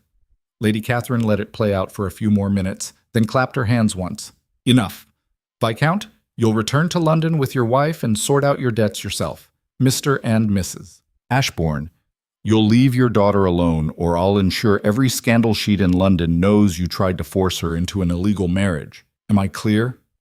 Silence. I said, am I clear? Yes, my lady, her father muttered. The carriages left, Haverford and his pregnant wife in one, Lydia's parents in the other. Lady Catherine watched them go with satisfaction. Well, she said, turning to Lydia and Rowan, that was entertaining. Now, Miss Ashbourne, I expect you'll want to rest, but tomorrow we should discuss your future. I have some thoughts on estate management you might find useful. Yes, thank you. Don't thank me. Thank my nephew for having the sense to send word. She smiled at Rowan. Well done, dear boy. I approve. Of what? Of her, obviously. Lady Catherine climbed back into her carriage. I'll return tomorrow afternoon. Have tea ready. She left in a whirl of purple silk and absolute certainty. Lydia stood in the empty yard and felt the last 6 hours catch up with her all at once. Her knees went weak. Rowan caught her before she fell. I've got you, he said quietly. They were going to make me a criminal, she whispered. My own parents. They were going to let me commit bigamy. They didn't know, they didn't care. The truth of it hit hard. They didn't care what happened to me as long as their debts got paid. Rowan didn't argue, just held her while she shook. Mary appeared with blankets and tea. They sat on the front steps as the sun set, wrapped in wool and silence. Lydia's mind was spinning but couldn't seem to land on any one thought. Freedom, betrayal, relief, rage. They all mixed together into something too big to name. What happens now, Weiss? She asked finally. Now you decide, Rowan said. What you want, what you need. No one else gets a say. I want them gone. Forever. Done. I want Thornfield, want to make it work. You will. I want... She stopped, started again. I want to understand why you care, what you meant when you said everything. He was quiet for a long time, long enough that Lydia thought he might not answer. Then, I told you about Caroline, about how hollow everything felt after. He stared out at the darkening moor. I thought that was just how life was now, duty and responsibility and emptiness. And then you showed up, this stubborn, broken woman who chose exile over submission, who rebuilt a ruin with bleeding hands, who stood up to her parents and refused to be sacrificed. He turned to look at her. You made me remember what it felt like to want something, not duty, want. Want what? You. Simple. Direct. Honest. I want you. I want mornings like this where we're covered in mud arguing about crop rotation. I want dinners where you argue with me about politics. I want to watch you build something beautiful out of nothing. I want... His voice caught. I want to be part of your life, if you'll have me. Lydia's heart was pounding. That sounds suspiciously like a proposal. It's not. Not yet. His hand found hers. You just escaped one forced marriage. I'm not going to push you into another, even if it's one you'd choose. Take your time. Build your estate. Become who you're meant to be. And if someday you decide you want a partner in that, I'll be here. What if someday never comes? Then I'll still be here, as your neighbor, your friend, whatever you need me to be. He squeezed her hand. You don't owe me anything, Lydia. Not gratitude, not affection, not a future. You're free. And she was. Truly, completely free for the first time in her life. It was terrifying. It was perfect. She leaned her head on his shoulder and watched the stars come out over Thornfield, over her land, her home, her life that was finally, undeniably hers. Tomorrow, her parents would leave. The scandal would follow her, probably, but quieter here than in London. Lady Catherine would return with advice and support. The spring planting would continue. Life would go on. But tonight, Lydia just sat with Rowan in the darkness and let herself breathe. Thank you, she said quietly. For what? For believing I was worth saving. You saved yourself, he said. I just watched. And maybe that was true. Maybe she had saved herself. By leaving London. By coming here. By choosing hardship over comfort and truth over lies. But it was nice not to be alone while doing it. Mary brought more tea, then tactfully disappeared. The night deepened. And Lydia sat on her front steps with her hand in Rowan's, looking out at the estate she'd rebuilt and the future she was building, and felt something dangerous bloom in her chest. Hope, Lydia discovered over the next few weeks, was both easier and harder than despair. Easier because it made getting out of bed in the morning feel purposeful instead of punishing. Harder because it meant caring again, which meant the possibility of loss. But she was done running from possibility. Lady Catherine returned the next afternoon as promised, sweeping into Thornfield with the same commanding energy she'd brought to destroying Haverford. Over tea in the kitchen, the only room properly furnished, she laid out a plan. Your estate has potential, she said, studying the accounts Lydia had kept. Good bones, decent land, manageable debt. But you're thinking too small. Small? Lydia had spent months just trying to make Thornfield habitable. You're focused on survival. Understandable, given your circumstances. But survival isn't growth. Lady Catherine tapped the ledger. You have 60 acres of arable land. You're using 20. Why? I don't have the labor. Then hire it. You have tenant farms producing modest yields. Invest in better equipment, better seed stock, and take a percentage of the increased profits. You have a water mill that hasn't turned in a decade. Repair it and start milling for the surrounding farms. Collect fees. Lydia's head was spinning. That all requires capital I don't have. It requires capital I do have. Lady Catherine's smile was sharp. I'm proposing an investment. I provide the funds for improvements. You manage the operations. We split the profits 60-40 in your favor until my initial investment is recouped, then 50-50 thereafter. Why would you do that? Because I'm old, wealthy, and bored, and because most men are idiots with money. I'd rather invest in a woman with sense. She paused. Also, my nephew is clearly besotted with you, and I'd prefer his future wife not be destitute. We're not, yet, but you will be, assuming you both stop being stubborn about it. Lady Catherine waved a dismissive hand. That's beside the point. Do you want to turn Thornfield into something profitable or not? Lydia looked at the accounts, at the plans taking shape in her mind. It was aggressive, risky, exactly the kind of bold move her father would have called reckless. Yes, she said. I do. They shook hands. Lady Catherine's grip was firm and dry. Excellent. I'll have Mr. Pemberton draw up the contracts. We'll start with the mill. It'll show the fastest return and prove to the locals that you're serious about staying. She stood, brushing invisible dust from her skirts. One more thing. You'll need to come to London. Lydia's stomach dropped. What? Not permanently, but eventually. Rowan has parliamentary duties that require him to spend part of the year in town. If you're going to be part of his life, and you are, whether you admit it yet or not, you'll need to face London society eventually. They'll destroy me. They'll try. And you'll prove them wrong. Lady Catherine's expression softened fractionally. The girl who stood at that altar was weak, Lydia. Raised to be weak, taught to comply. But you're not her anymore. The woman who rebuilt Thornfield, who stood up to her parents, who signed those papers yesterday, that woman could walk into any London ballroom and set it on fire. I don't want to set anything on fire. I want to be left alone. No, you don't. You want to be free to live on your own terms. There's a difference. Lady Catherine collected her gloves. Think about it. But not for too long. The season starts in 6 weeks, and if you're going to make a statement, that's when to do it. She left in her usual whirlwind, leaving Lydia sitting in the kitchen with a head full of plans and fears in equal measure. Mary appeared with more tea. She's terrifying. I know. But she's right, about the mill anyway, maybe about London too. I'm not ready for London. Maybe not. But when you are, miss, you'll burn the place down. Mary's smile was fierce. I'd pay to see that. Over the next month, Thornfield transformed again. This time not through desperate scrambling, but through careful planning.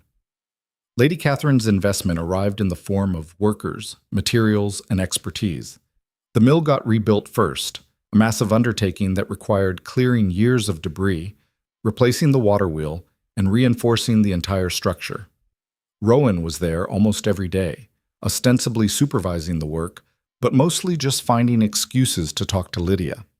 They'd walk the property discussing grain prices and water rights, and somehow always end up talking about books, or politics, or childhood memories that had nothing to do with estate management.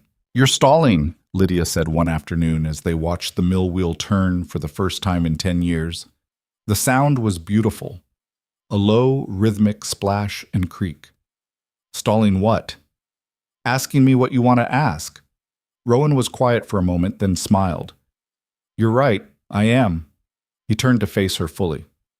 Have dinner with me, at Blackmore Hall.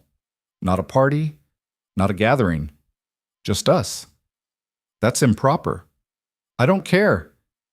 People will talk. Let them. His dark eyes were steady. I've spent 8 years not caring about anything that mattered. I'm done with that. If you're not ready, tell me. But don't hide behind propriety. Lydia's heart was hammering. I'm not hiding. Then have dinner with me. She should say no, should maintain distance, protect herself, not risk her hard-won independence for something as uncertain as whatever this was between them. But she was tired of should, tired of protecting herself from everything, including the possibility of happiness. Yes, she said. Friday. His smile could have lit the entire moor. Friday came too fast and too slow. Lydia changed dresses 3 times before settling on a deep blue silk she'd brought from London and never worn.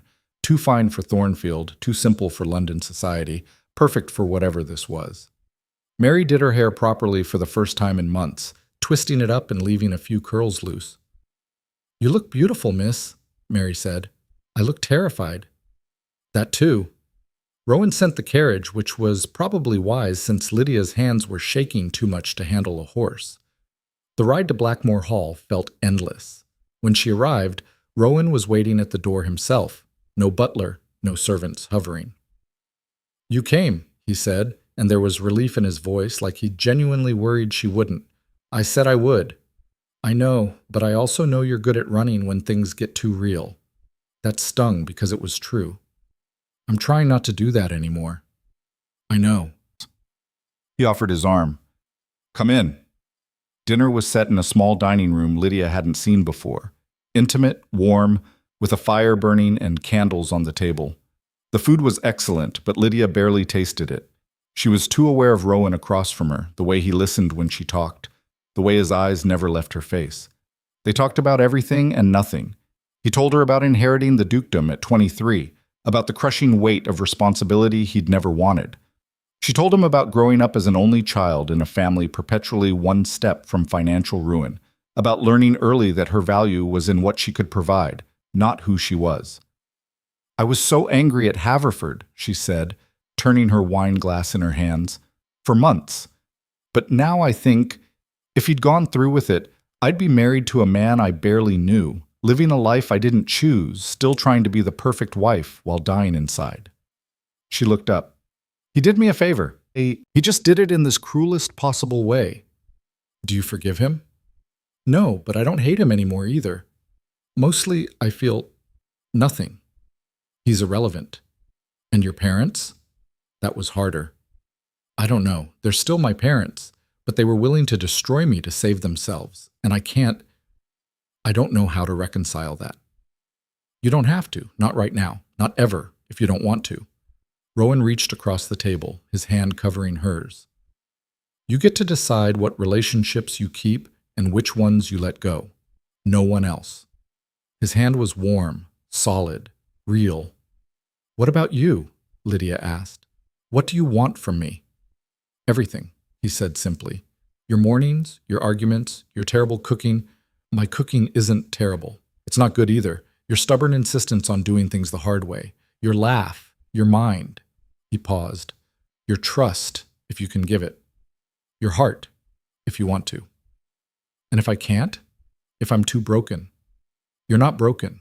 You're careful. There's a difference." His thumb traced circles on her palm. "And I'm willing to wait as long as it takes for you to believe that." Lydia felt something crack open in her chest. Not breaking, opening.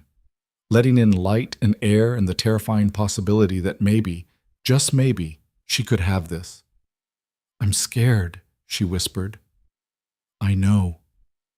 I don't know how to do this. How to be..." She gestured helplessly. "Open, trusting, after everything." "Neither do I. We'll figure it out together." He stood, drawing her up with him. "Dance with me." "There's no music." "We don't need music." He pulled her close, one hand at her waist, the other holding hers. They swayed in the candlelit silence, no rhythm, but their own breathing. Lydia closed her eyes and let herself feel it. The warmth of him, the steadiness, the quiet promise of something that might become everything, if she was brave enough to let it. "I think I'm falling in love with you," she said against his shoulder. She felt him go still. Then, "You think?" "I'm terrified it's true, but yes, I think I am." "Good." His voice was rough. "Because I've been in love with you since you told me to stop fixing your property and looked at me like you might physically fight me." Lydia laughed, surprised and delighted. "That's a terrible reason to fall in love." "It's a perfect reason. You were magnificent." They danced until the candles burned low.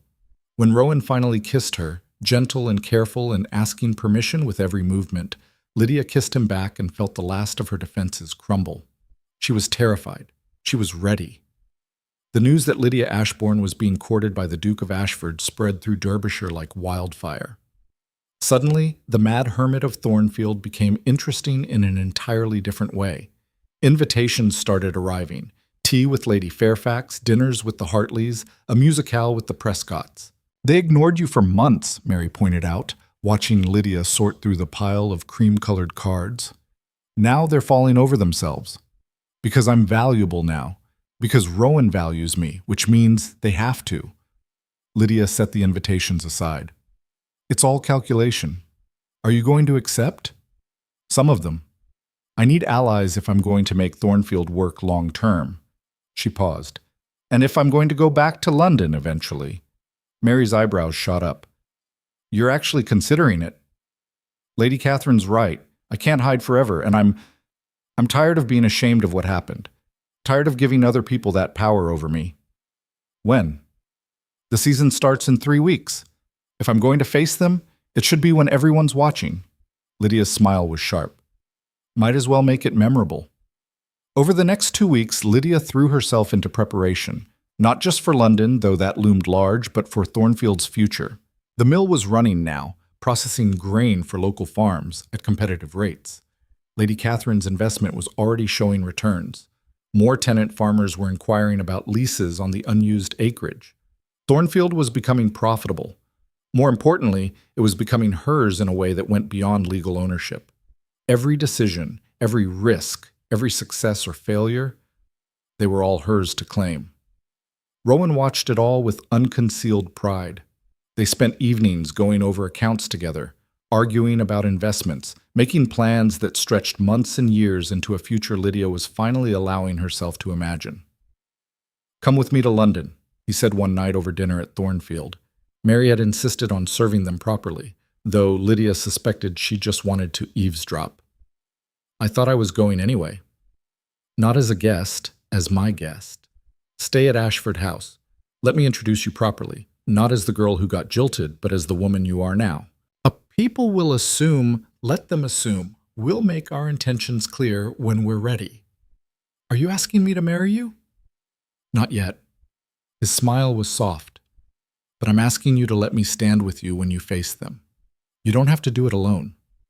Lydia thought about London, about the church where she'd been humiliated, the drawing rooms where she'd been gossiped about, the society that had written her off as ruined, about walking back into all of that with her head high. Yes, she said. I'll come. The night before they left for London, Lydia walked Thornfield's grounds alone. The evening was cool and clear, stars beginning to emerge. The mill wheel turned steadily in the distance. Smoke rose from tenant cottages where families she now knew by name were settling in for the night. The main house, her house, stood solid and whole, lights in the windows making it look warm and lived in. She'd done this. Not alone, but she'd led it, chosen it, built it from ruin and desperation into something real. Whatever happened in London, she had this to come back to. Mary found her standing in the garden. You all right, miss? I'm about to walk back into the place that destroyed me and pretend I'm not terrified. You're not pretending. You are terrified, but you're doing it anyway. Mary squeezed her arm. That's called bravery, in case you were wondering. Feels more like stupidity. Sometimes those are the same thing. They left for London at dawn. Rowan rode beside the carriage part of the way, then joined Lydia inside when the weather turned. Lady Catherine had gone ahead to prepare the ground, whatever that meant. Lydia tried not to think about it. London appeared on the horizon like a threat and a promise.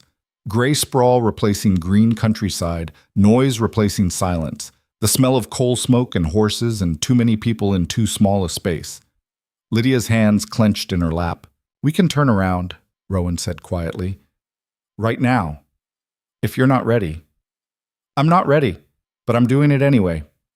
Ashford House was in Mayfair, massive and elegant and everything Lydia's family home wasn't. The butler greeted them with perfect deference, showing Lydia to a suite of rooms that were probably larger than all of Thornfield's second floor. Dinner is at 8, Miss Ashbourne. Her ladyship will join you.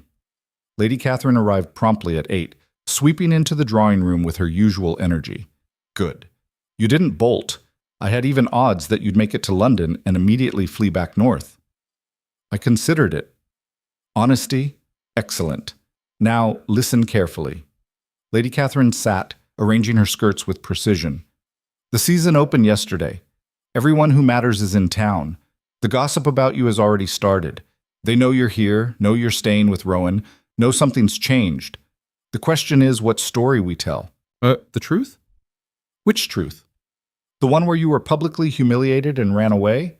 Or the one where you chose to leave London to manage your estate and have returned successful and courted by a duke? Those are the same story told differently. Exactly. And we control which version they believe. Lady Catherine leaned forward.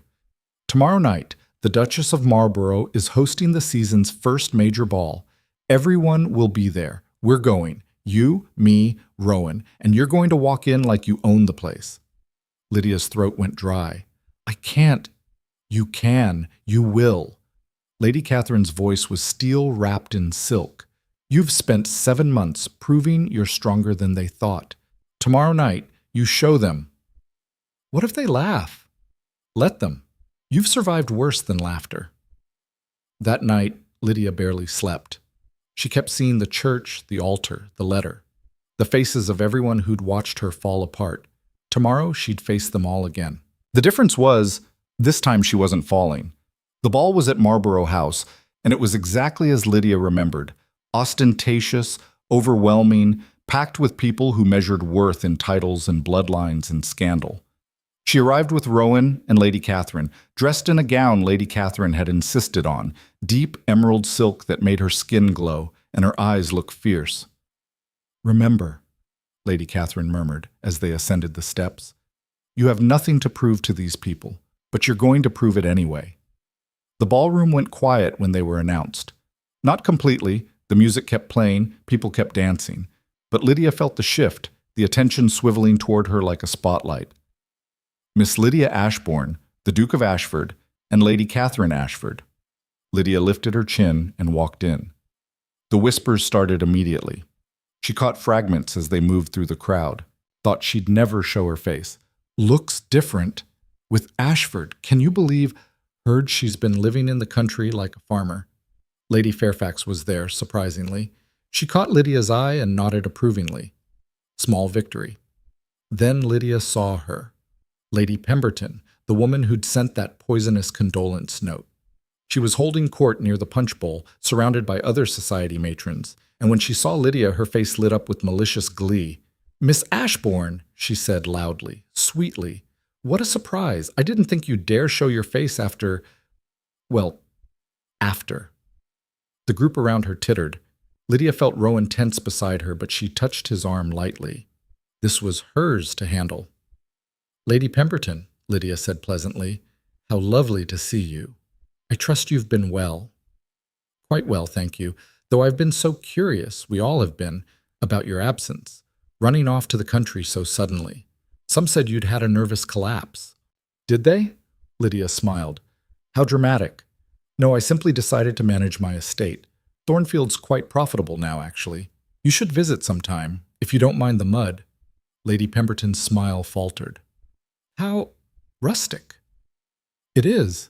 Wonderfully so. Lydia turned to the woman beside Lady Pemberton, the Duchess of Marlborough herself. Your Grace, thank you for the invitation. Blackmore Hall sends its regards. The Duchess, clearly entertained by the exchange, smiled warmly. Miss Ashbourne, His Grace has spoken highly of you. I understand you've been doing remarkable work in Derbyshire. I've been trying, though nothing compared to what you've accomplished with your charities, of course. They talked for a few minutes about estate management and charitable works, while Lady Pemberton stood there looking like she'd bitten into something sour. When the Duchess excused herself, Lady Pemberton tried again. Still, it must have been so difficult. After the wedding that didn't happen, you mean? Lydia's voice was light, conversational. Actually, it worked out beautifully. Turns out Viscount Haverford was already married. I dodged quite a scandal there. I should probably send his wife a thank you note for saving me from bigamy. The group went silent. Someone gasped. Lady Pemberton's face went white. That's slander. It's documented fact. The marriage was registered in Scotland last October. I have the papers if you'd like to see them. Lydia smiled. Funny how things work out, isn't it? She walked away before Lady Pemberton could respond, feeling Rowan's hand steady at her back. That was magnificent, he murmured. That was terrifying. Same thing. The rest of the evening was a careful dance. People approached cautiously, testing the waters. Some were genuinely kind, surprised by her transformation, impressed by her composure. Others were calculating, already trying to figure out how to use her connection to Rowan. And some, like Edmund Hartley, who'd apparently followed them to London, were just idiots. Miss Ashbourne. He appeared at her elbow during a break between dances. I had no idea you'd be here. You look, that is, you seem, well, you're very... Spit it out, Hartley, Rowan said dryly. You look well, Miss Ashbourne. Different. Good different. Thank you, Mr. Hartley. Would you care to dance? No. His face fell. Rowan looked like he was trying not to laugh. Perhaps later, then. Mr. Hartley, Lydia said gently, I appreciate the invitation, but I'm here with the Duke, and even if I weren't, the answer would still be no. Oh. Oh. He glanced between them, finally catching on. I see. Right. Well, congratulations then. He fled. Rowan did laugh then, low and delighted. That was cruel, he said. That was honest. There's a difference. The evening wore on. Lydia danced with Rowan twice, once at the beginning, once near the end. Both times she felt the weight of eyes watching, judging, recalculating. Near midnight, she stepped out onto the terrace for air. The gardens were lit with lanterns, couples strolling the paths below. London spread out beyond the walls, massive, indifferent, the city that had chewed her up and spat her out. She'd survived it. Lady Catherine joined her. You did well tonight. I survived. More than that. You changed the narrative. They came expecting to see a broken girl hiding behind a duke. Instead, they saw a woman who doesn't need rescuing. She paused. How does it feel? Strange, like I'm playing a part. You are. We all are. The difference is, now you're playing yourself instead of who they told you to be. That was true. The Lydia who'd stood at that altar 7 months ago wouldn't recognize the woman who'd just faced down Lady Pemberton and told Edmund Hartley no without apology. What happens now? Lydia asked. Now you decide. Do you want to stay in London for the season? Make a full social return? Or do you go back to Thornfield and let tonight stand as your statement? Lydia thought about it. About the work waiting in Derbyshire, the quiet mornings, the satisfaction of building something real. About Rowan's proposal that wasn't quite a proposal yet, and the future that was slowly taking shape. I think, she said slowly, I want to stay for a week. Show them I'm not hiding, and then go home. Perfect. Lady Catherine squeezed her arm. You're learning. They stayed in London for 8 more days. Lydia attended 3 more balls, 2 dinner parties, and a musicale. Each time she walked in with her head high, spoke honestly when addressed, and refused to apologize for anything. The whispers didn't stop, but they changed, shifted from pity and scandal to speculation and grudging respect. On the 7th day, something unexpected happened. Lydia was having tea with Lady Fairfax and several other women when one of them, Mrs. Charlotte Hastings, a young widow, leaned forward. Miss Ashbourne, may I ask you something personal? You can ask. How did you do it? Leave everything behind and start over? I'm trapped in a situation I don't want, and everyone says there's no way out. But you found one. The table went quiet. Lydia looked at Mrs. Hastings and saw herself 7 months ago, desperate, trapped, looking for an escape. I stopped caring what people thought, Lydia said honestly. I stopped trying to meet expectations I couldn't meet and started deciding what I wanted for myself. It was terrifying, still is sometimes, but it was better than staying in a life that was killing me. And your family? Cut me off, tried to force me back. I chose myself anyway. Mrs. Hastings' eyes were bright with unshed tears. I don't know if I'm that brave. Neither did I, but I did it anyway. Lydia reached across and squeezed her hand. You're stronger than you think. We all are. That conversation sparked others. Women started approaching Lydia quietly, cautiously, asking about Thornfield, about managing an estate, about choosing independence over security. She answered honestly, shared what she'd learned, and watched something shift. She wasn't just surviving London society anymore. She was changing it. On their last night, Rowan took her to a small restaurant away from the social scene. Just the two of them, no performance required. "You're different," he said over dinner. "How?" "Lighter. Like you finally believe you deserve to be here." "I'm not sure about deserve, but I know I'm not going to apologize for it anymore." She paused. "Thank you for standing with me through this." "I told you I would." "I know, but knowing and experiencing are different things." She took a breath. "Rowan, when you said you wanted everything, did you mean it? Every word, every... then ask me. Properly." He went very still. "Are you sure?" "Terrified, but sure." Rowan stood, came around the table, and dropped to one knee right there in the restaurant. Several nearby diners gasped. Lydia's heart was hammering. "Lydia Ashbourne," he said quietly, "you are the most stubborn, brilliant, infuriating woman I've ever met. You've rebuilt a ruin, rebuilt yourself, and somehow made me want to rebuild my entire life around you. Will you marry me?" "Yes," she said, and it came out half laugh, half sob. "Yes, you ridiculous man, yes." He slid a ring onto her finger, emerald and diamonds, probably worth more than Thornfield, and kissed her while the restaurant applauded. They announced it the next morning. The news sheets picked it up immediately. By afternoon, all of London knew the Duke of Ashford was marrying the girl who'd been jilted at the altar. Lydia waited for the backlash, the gossip, the judgment.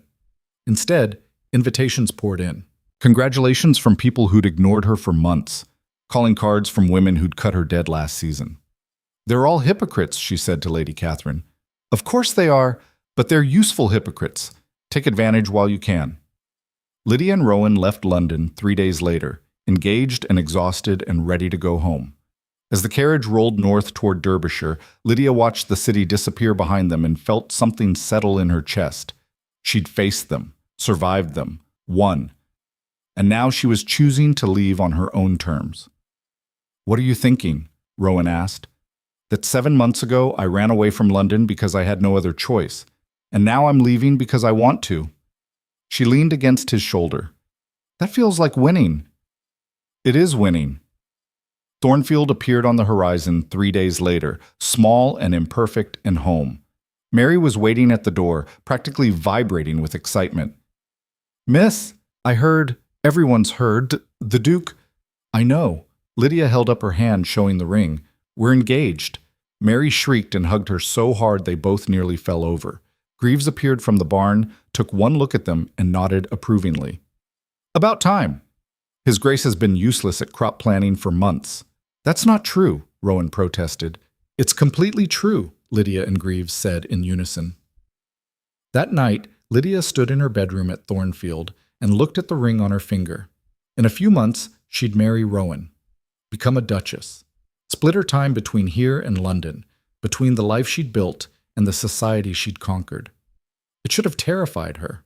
Instead, she felt ready. Because this time, she was choosing it, all of it, the estate, the marriage, the future. Not because someone told her to, but because she wanted it. And that made all the difference. 3 weeks after returning from London, Lydia woke to pounding on Thornfield's front door. Dawn was just breaking, the sky that pale gray that promised rain. She grabbed her robe and hurried downstairs, her mind already cataloging disasters, fire, injury, some catastrophe with the mill. Instead, she found her father on the doorstep. He looked worse than the last time she'd seen him. Thinner, grayer, with the haunted look of someone who hadn't slept properly in weeks.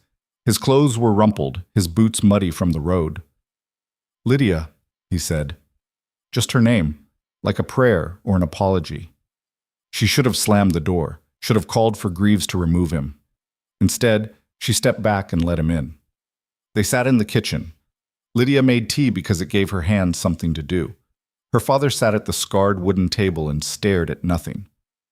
"How did you find out?" he asked finally. "About your engagement? The news sheets. It's all anyone's talking about in London." He paused.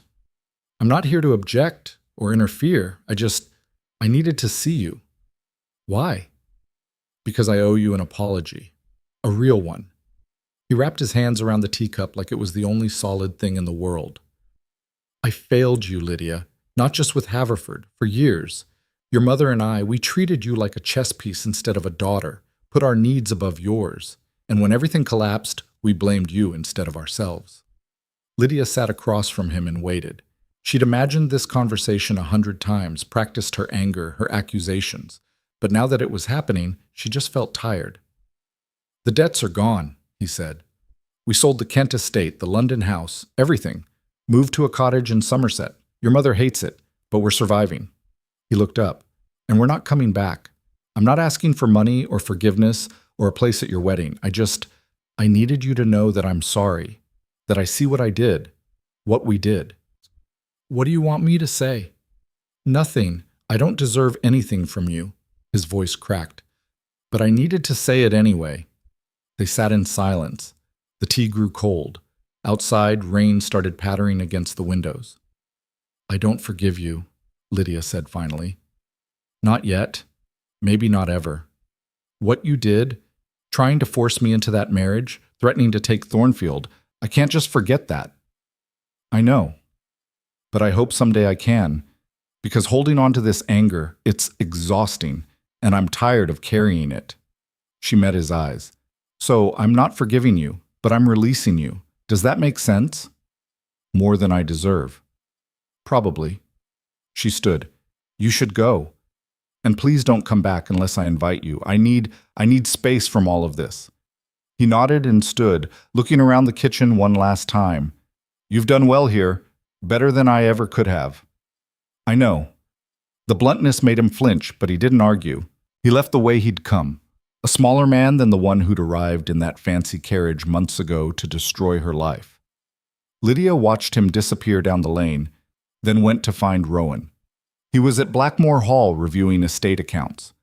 When Lydia walked into his study unannounced, he took one look at her face and set down his pen. What happened? She told him. The whole conversation, her father's apology, her own confused feelings about all of it. Rowan listened without interrupting, his expression unreadable. How do you feel? He asked when she finished. I don't know. Angry? Sad? Relieved? All of it at once? She paced the length of his study. He looked so broken, Rowan, and part of me felt sorry for him, which makes me furious because he doesn't deserve my pity. You're allowed to feel sorry for him and still be angry about what he did. They're not mutually exclusive. I don't want to feel anything for him. I want to be done. Then be done. You told him not to come back. You set a boundary. That's enough.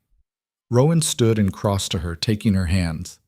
You don't owe him forgiveness or reconciliation or anything else.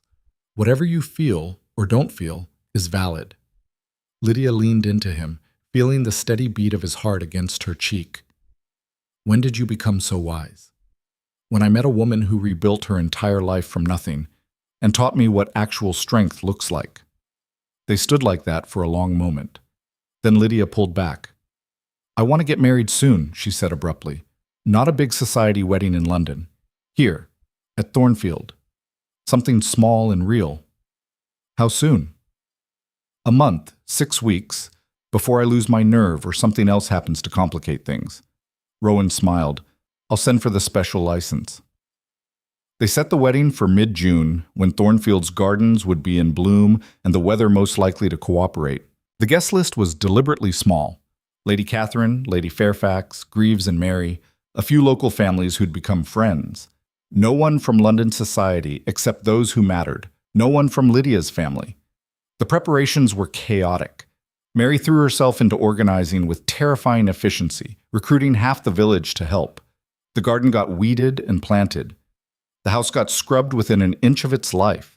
Lydia's wedding dress, simple cream silk with lace at the sleeves, nothing like the monstrosity from London, got fitted and refitted until it was perfect. You're sure about this? Lady Catherine asked one afternoon as they reviewed the arrangements. It's not too late to move everything to London. Have the Grand Society wedding. I'm sure. That's not who I am anymore. No, Lady Catherine agreed. It's not. Good. 2 weeks before the wedding, Lydia was working in the garden when an unfamiliar carriage arrived. Her first thought was that her mother had come. and she braced for another confrontation. Instead, out stepped a woman in her 30s, well-dressed but not ostentatiously so, with kind eyes and a nervous smile.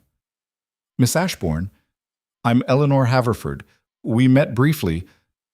"I remember." Lydia set down her gardening tools and brushed the dirt from her hands. "What are you doing here?" "I needed to thank you and to apologize." Eleanor's hand rested on her swollen belly. She looked ready to give birth any day. "For my husband's behavior. For what he tried to do to you." "You're not responsible for his actions." "No, but I benefited from them. If he'd succeeded in forcing you into marriage, my child would have been legitimate, and I would have kept my position. I didn't know he was planning it until after, but I should have. I should have done something." "Like what? You were pregnant and powerless. What could you have done?" Eleanor's eyes filled with tears. "I don't know." But standing by felt like being complicit. Lydia gestured to the bench by the garden wall. "Sit. You look like you're about to collapse." They sat together in the warm afternoon sun. Eleanor told her story haltingly, how she'd met Haverford at a party, how he'd courted her despite her family's merchant background, how they'd married in secret when she got pregnant because his mother would never approve, how he'd kept her hidden in a cottage in Scotland, visiting occasionally but mostly leaving her alone. "I thought it was romantic at first," Eleanor said bitterly. "Our secret. But it was just shameful, to him anyway. I was shameful." "Where is he now?" "Gone. Left 2 weeks ago, said he was going abroad to escape creditors. Took what little money we had and disappeared." She wiped her eyes. "I'm staying with my parents. They're helping with the baby. But I wanted to find you first. To say I'm sorry. And to thank you for exposing him. Because if you hadn't, I'd still be waiting in that cottage thinking he'd eventually acknowledge me." Lydia didn't know what to say. This woman had been wronged just as much as she had, maybe more. At least Lydia had escaped before the marriage. Eleanor was legally bound to a man who'd abandoned her. "What will you do?" Lydia asked. "Raise my child. Work in my father's shop, probably. It's not the life I imagined, but it's honest." Eleanor smiled weakly. "Better than the alternative. If you need anything—" Lydia stopped. What could she offer? Money? She had some now, but not enough to support another family. "I have connections in London. Lady Catherine Ashford. She helps women in difficult situations. I could write to her." "Would you?" "Yes." Lydia squeezed Eleanor's hand. "We survived the same man's cowardice. That makes us allies, I think." Eleanor left an hour later, looking lighter than when she'd arrived.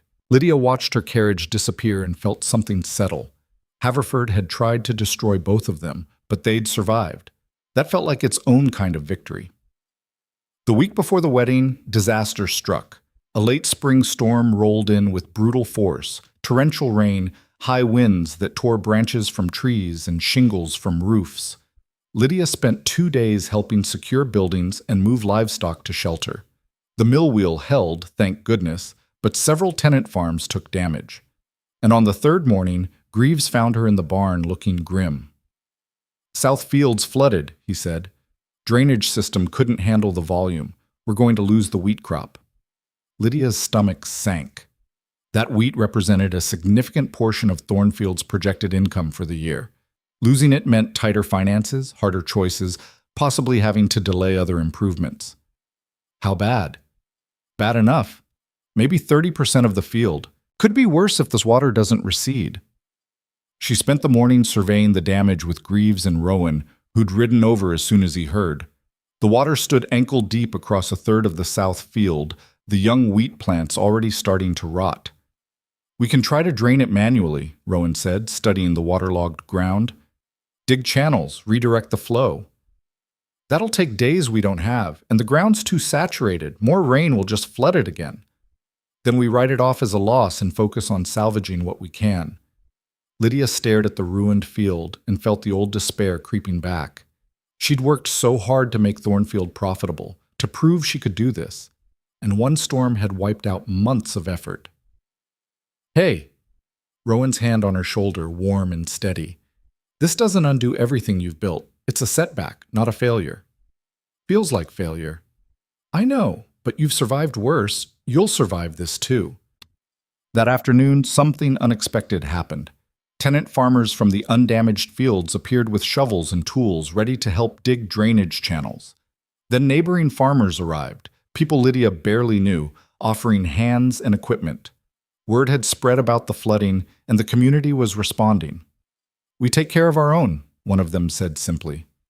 "You've been good to your tenants, miss. Fair with your rates, quick with repairs. That matters." They worked until dark, digging channels and redirecting water. It was backbreaking labor, but slowly the field began to drain. Not fast enough to save the wheat, but enough to prevent further damage.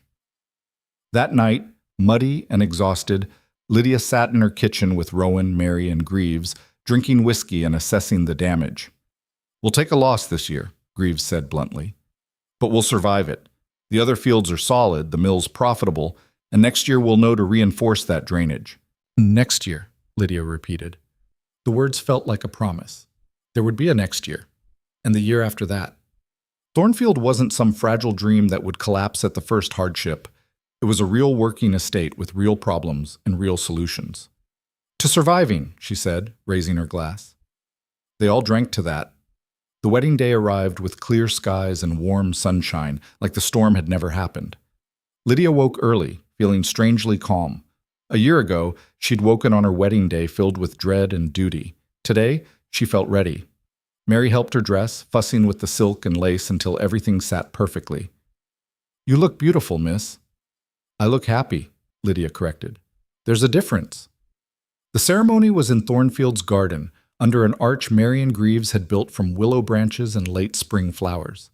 The guests numbered maybe 30 people, small by society standards, but perfect by Lydia's. Rowan waited at the altar, looking at her like she was the only person in the world. They'd hired a local vicar, young, earnest, who didn't know the scandal and didn't care. He kept the ceremony simple and sincere. When he asked if anyone objected, there was only warm silence. "Do you, Lydia Ashbourne, take this man?" "I do." She didn't wait for the full question. She'd waited long enough. Rowan's laugh was quiet and delighted. "Do you, Rowan Blackmore, take this woman?" "I do," he said, squeezing her hands. The vicar looked between them, clearly amused. "Well then, by the power vested in me, you may kiss your bride." Rowan kissed her while their small gathering of friends and allies applauded. When they broke apart, Lydia looked at the faces watching them. Lady Catherine dabbing her eyes with a handkerchief, Lady Fairfax beaming, Mary crying openly, Greaves trying very hard not to smile and failing. This was her family now. Chosen, not given. Built, not inherited. The celebration afterward was boisterous and genuine. They'd set up tables in the garden, serving food prepared by half the village. Wine flowed freely. Someone produced a fiddle and people started dancing on the lawn. Lady Catherine cornered Lydia during a quiet moment. "You've done well," she said. "Better than I expected, honestly. Thanks for the vote of confidence. I mean it. A year ago, you were a broken girl running from scandal.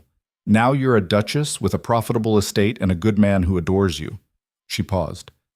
"More importantly, you're happy, and you earned it. I had help.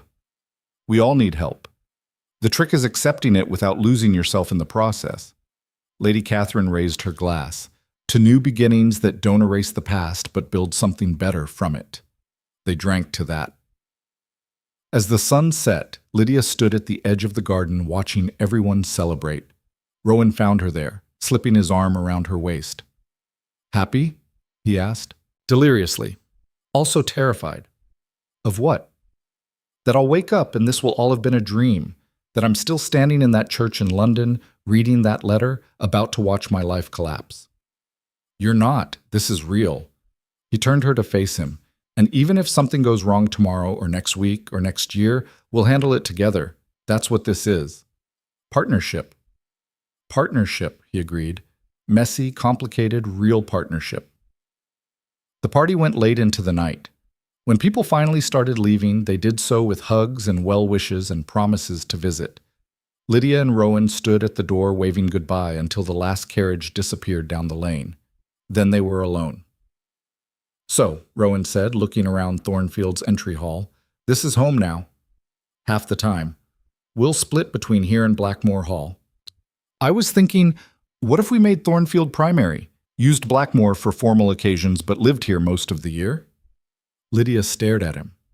You do that? Blackmore's a show house. Beautiful but cold.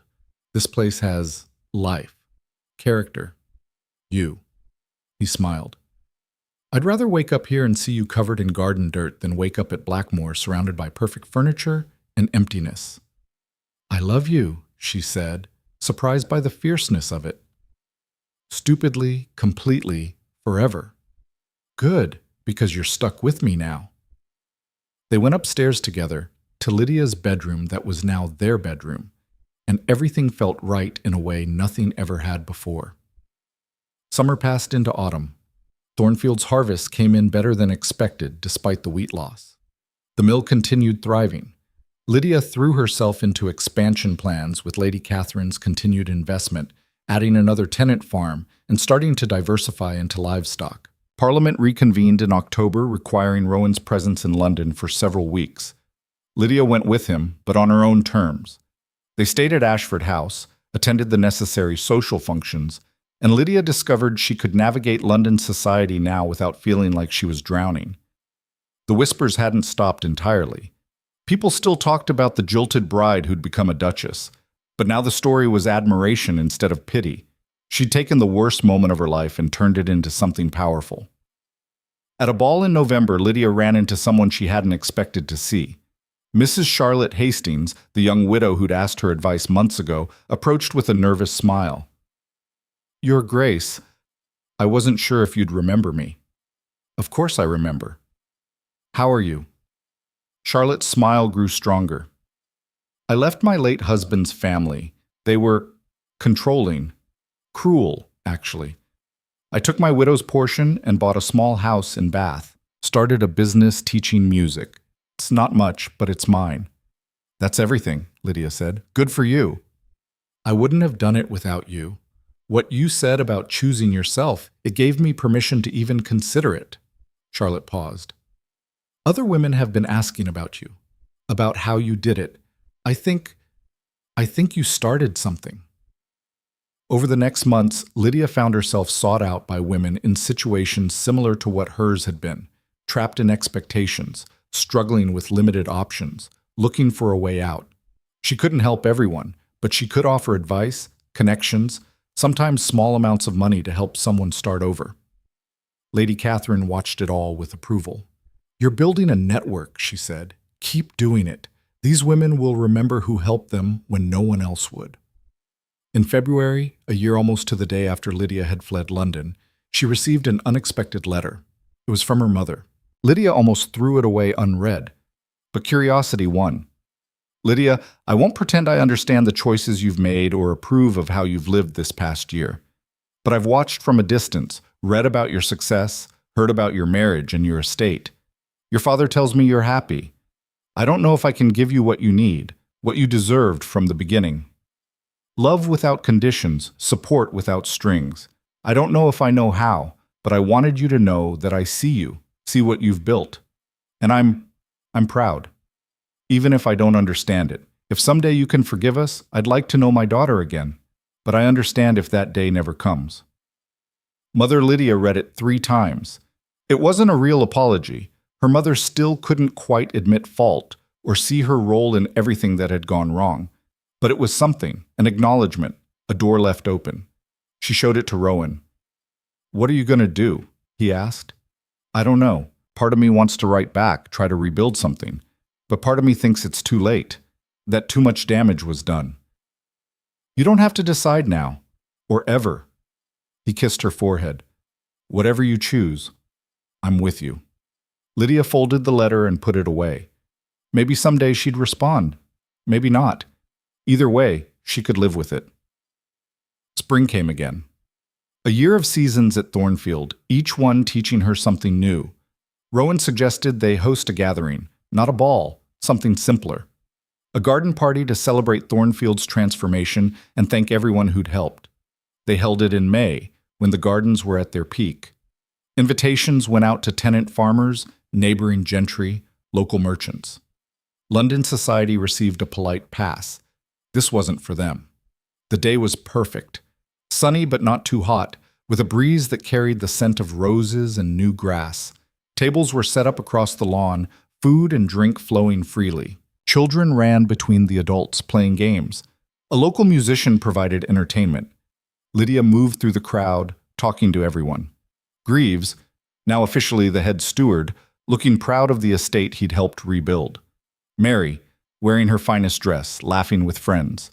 Lady Catherine, holding court near the punch bowl and clearly enjoying herself. Near sunset, Rowan found Lydia standing by the newly rebuilt garden wall, watching the party. "Tired?" he asked. "Happy," she corrected. "It's been a year since I came here, since I left London thinking my life was over. And now?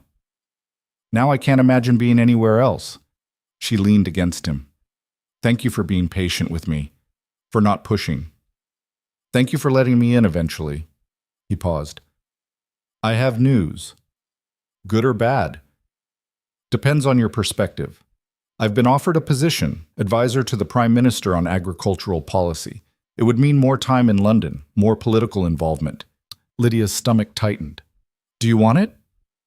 "Only if you're willing to share that life. I won't take it if it means losing what we've built here."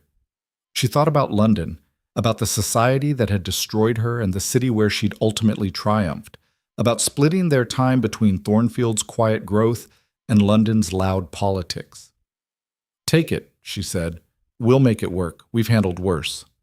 "Are you sure?" "No, but I'm doing it anyway." She smiled. "That seems to be my approach to everything lately."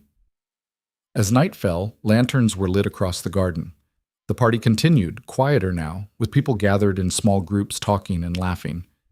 Lydia looked around at the estate she'd rebuilt, the community she'd become part of, the life she'd chosen against all odds and opposition.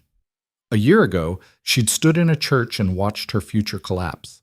She'd thought it was the end. Instead, it had been the beginning. Not a smooth beginning, not an easy one, but hers, earned through hard work and harder choices, through refusing to accept the limitations others tried to impose, through choosing herself even when it cost everything. She was Lydia Ashbourne Blackmore now, Duchess, landowner, wife, friend. Not titles she'd been given, but roles she'd claimed. And if she'd learned anything this past year, it was that she could claim anything she wanted badly enough. The future stretched ahead, uncertain, challenging, full of potential disasters and triumphs. She'd face them all, but not alone. Never alone again. Rowan pulled her into a dance as the music swelled. They moved across the lawn under the stars, surrounded by friends and the life they'd built together. And for the first time since standing at that altar in London, Lydia felt completely, perfectly at peace. She'd been abandoned at the altar, publicly humiliated, financially ruined, emotionally destroyed. And from those ashes, she'd built something beautiful, not despite what happened. Because of it. Because sometimes the worst moment of your life is really just the first day of becoming who you were always meant to be. Lydia rested her head on Rowan's shoulder and smiled into the darkness. She'd survived, thrived, won. And the best part? She was just getting started.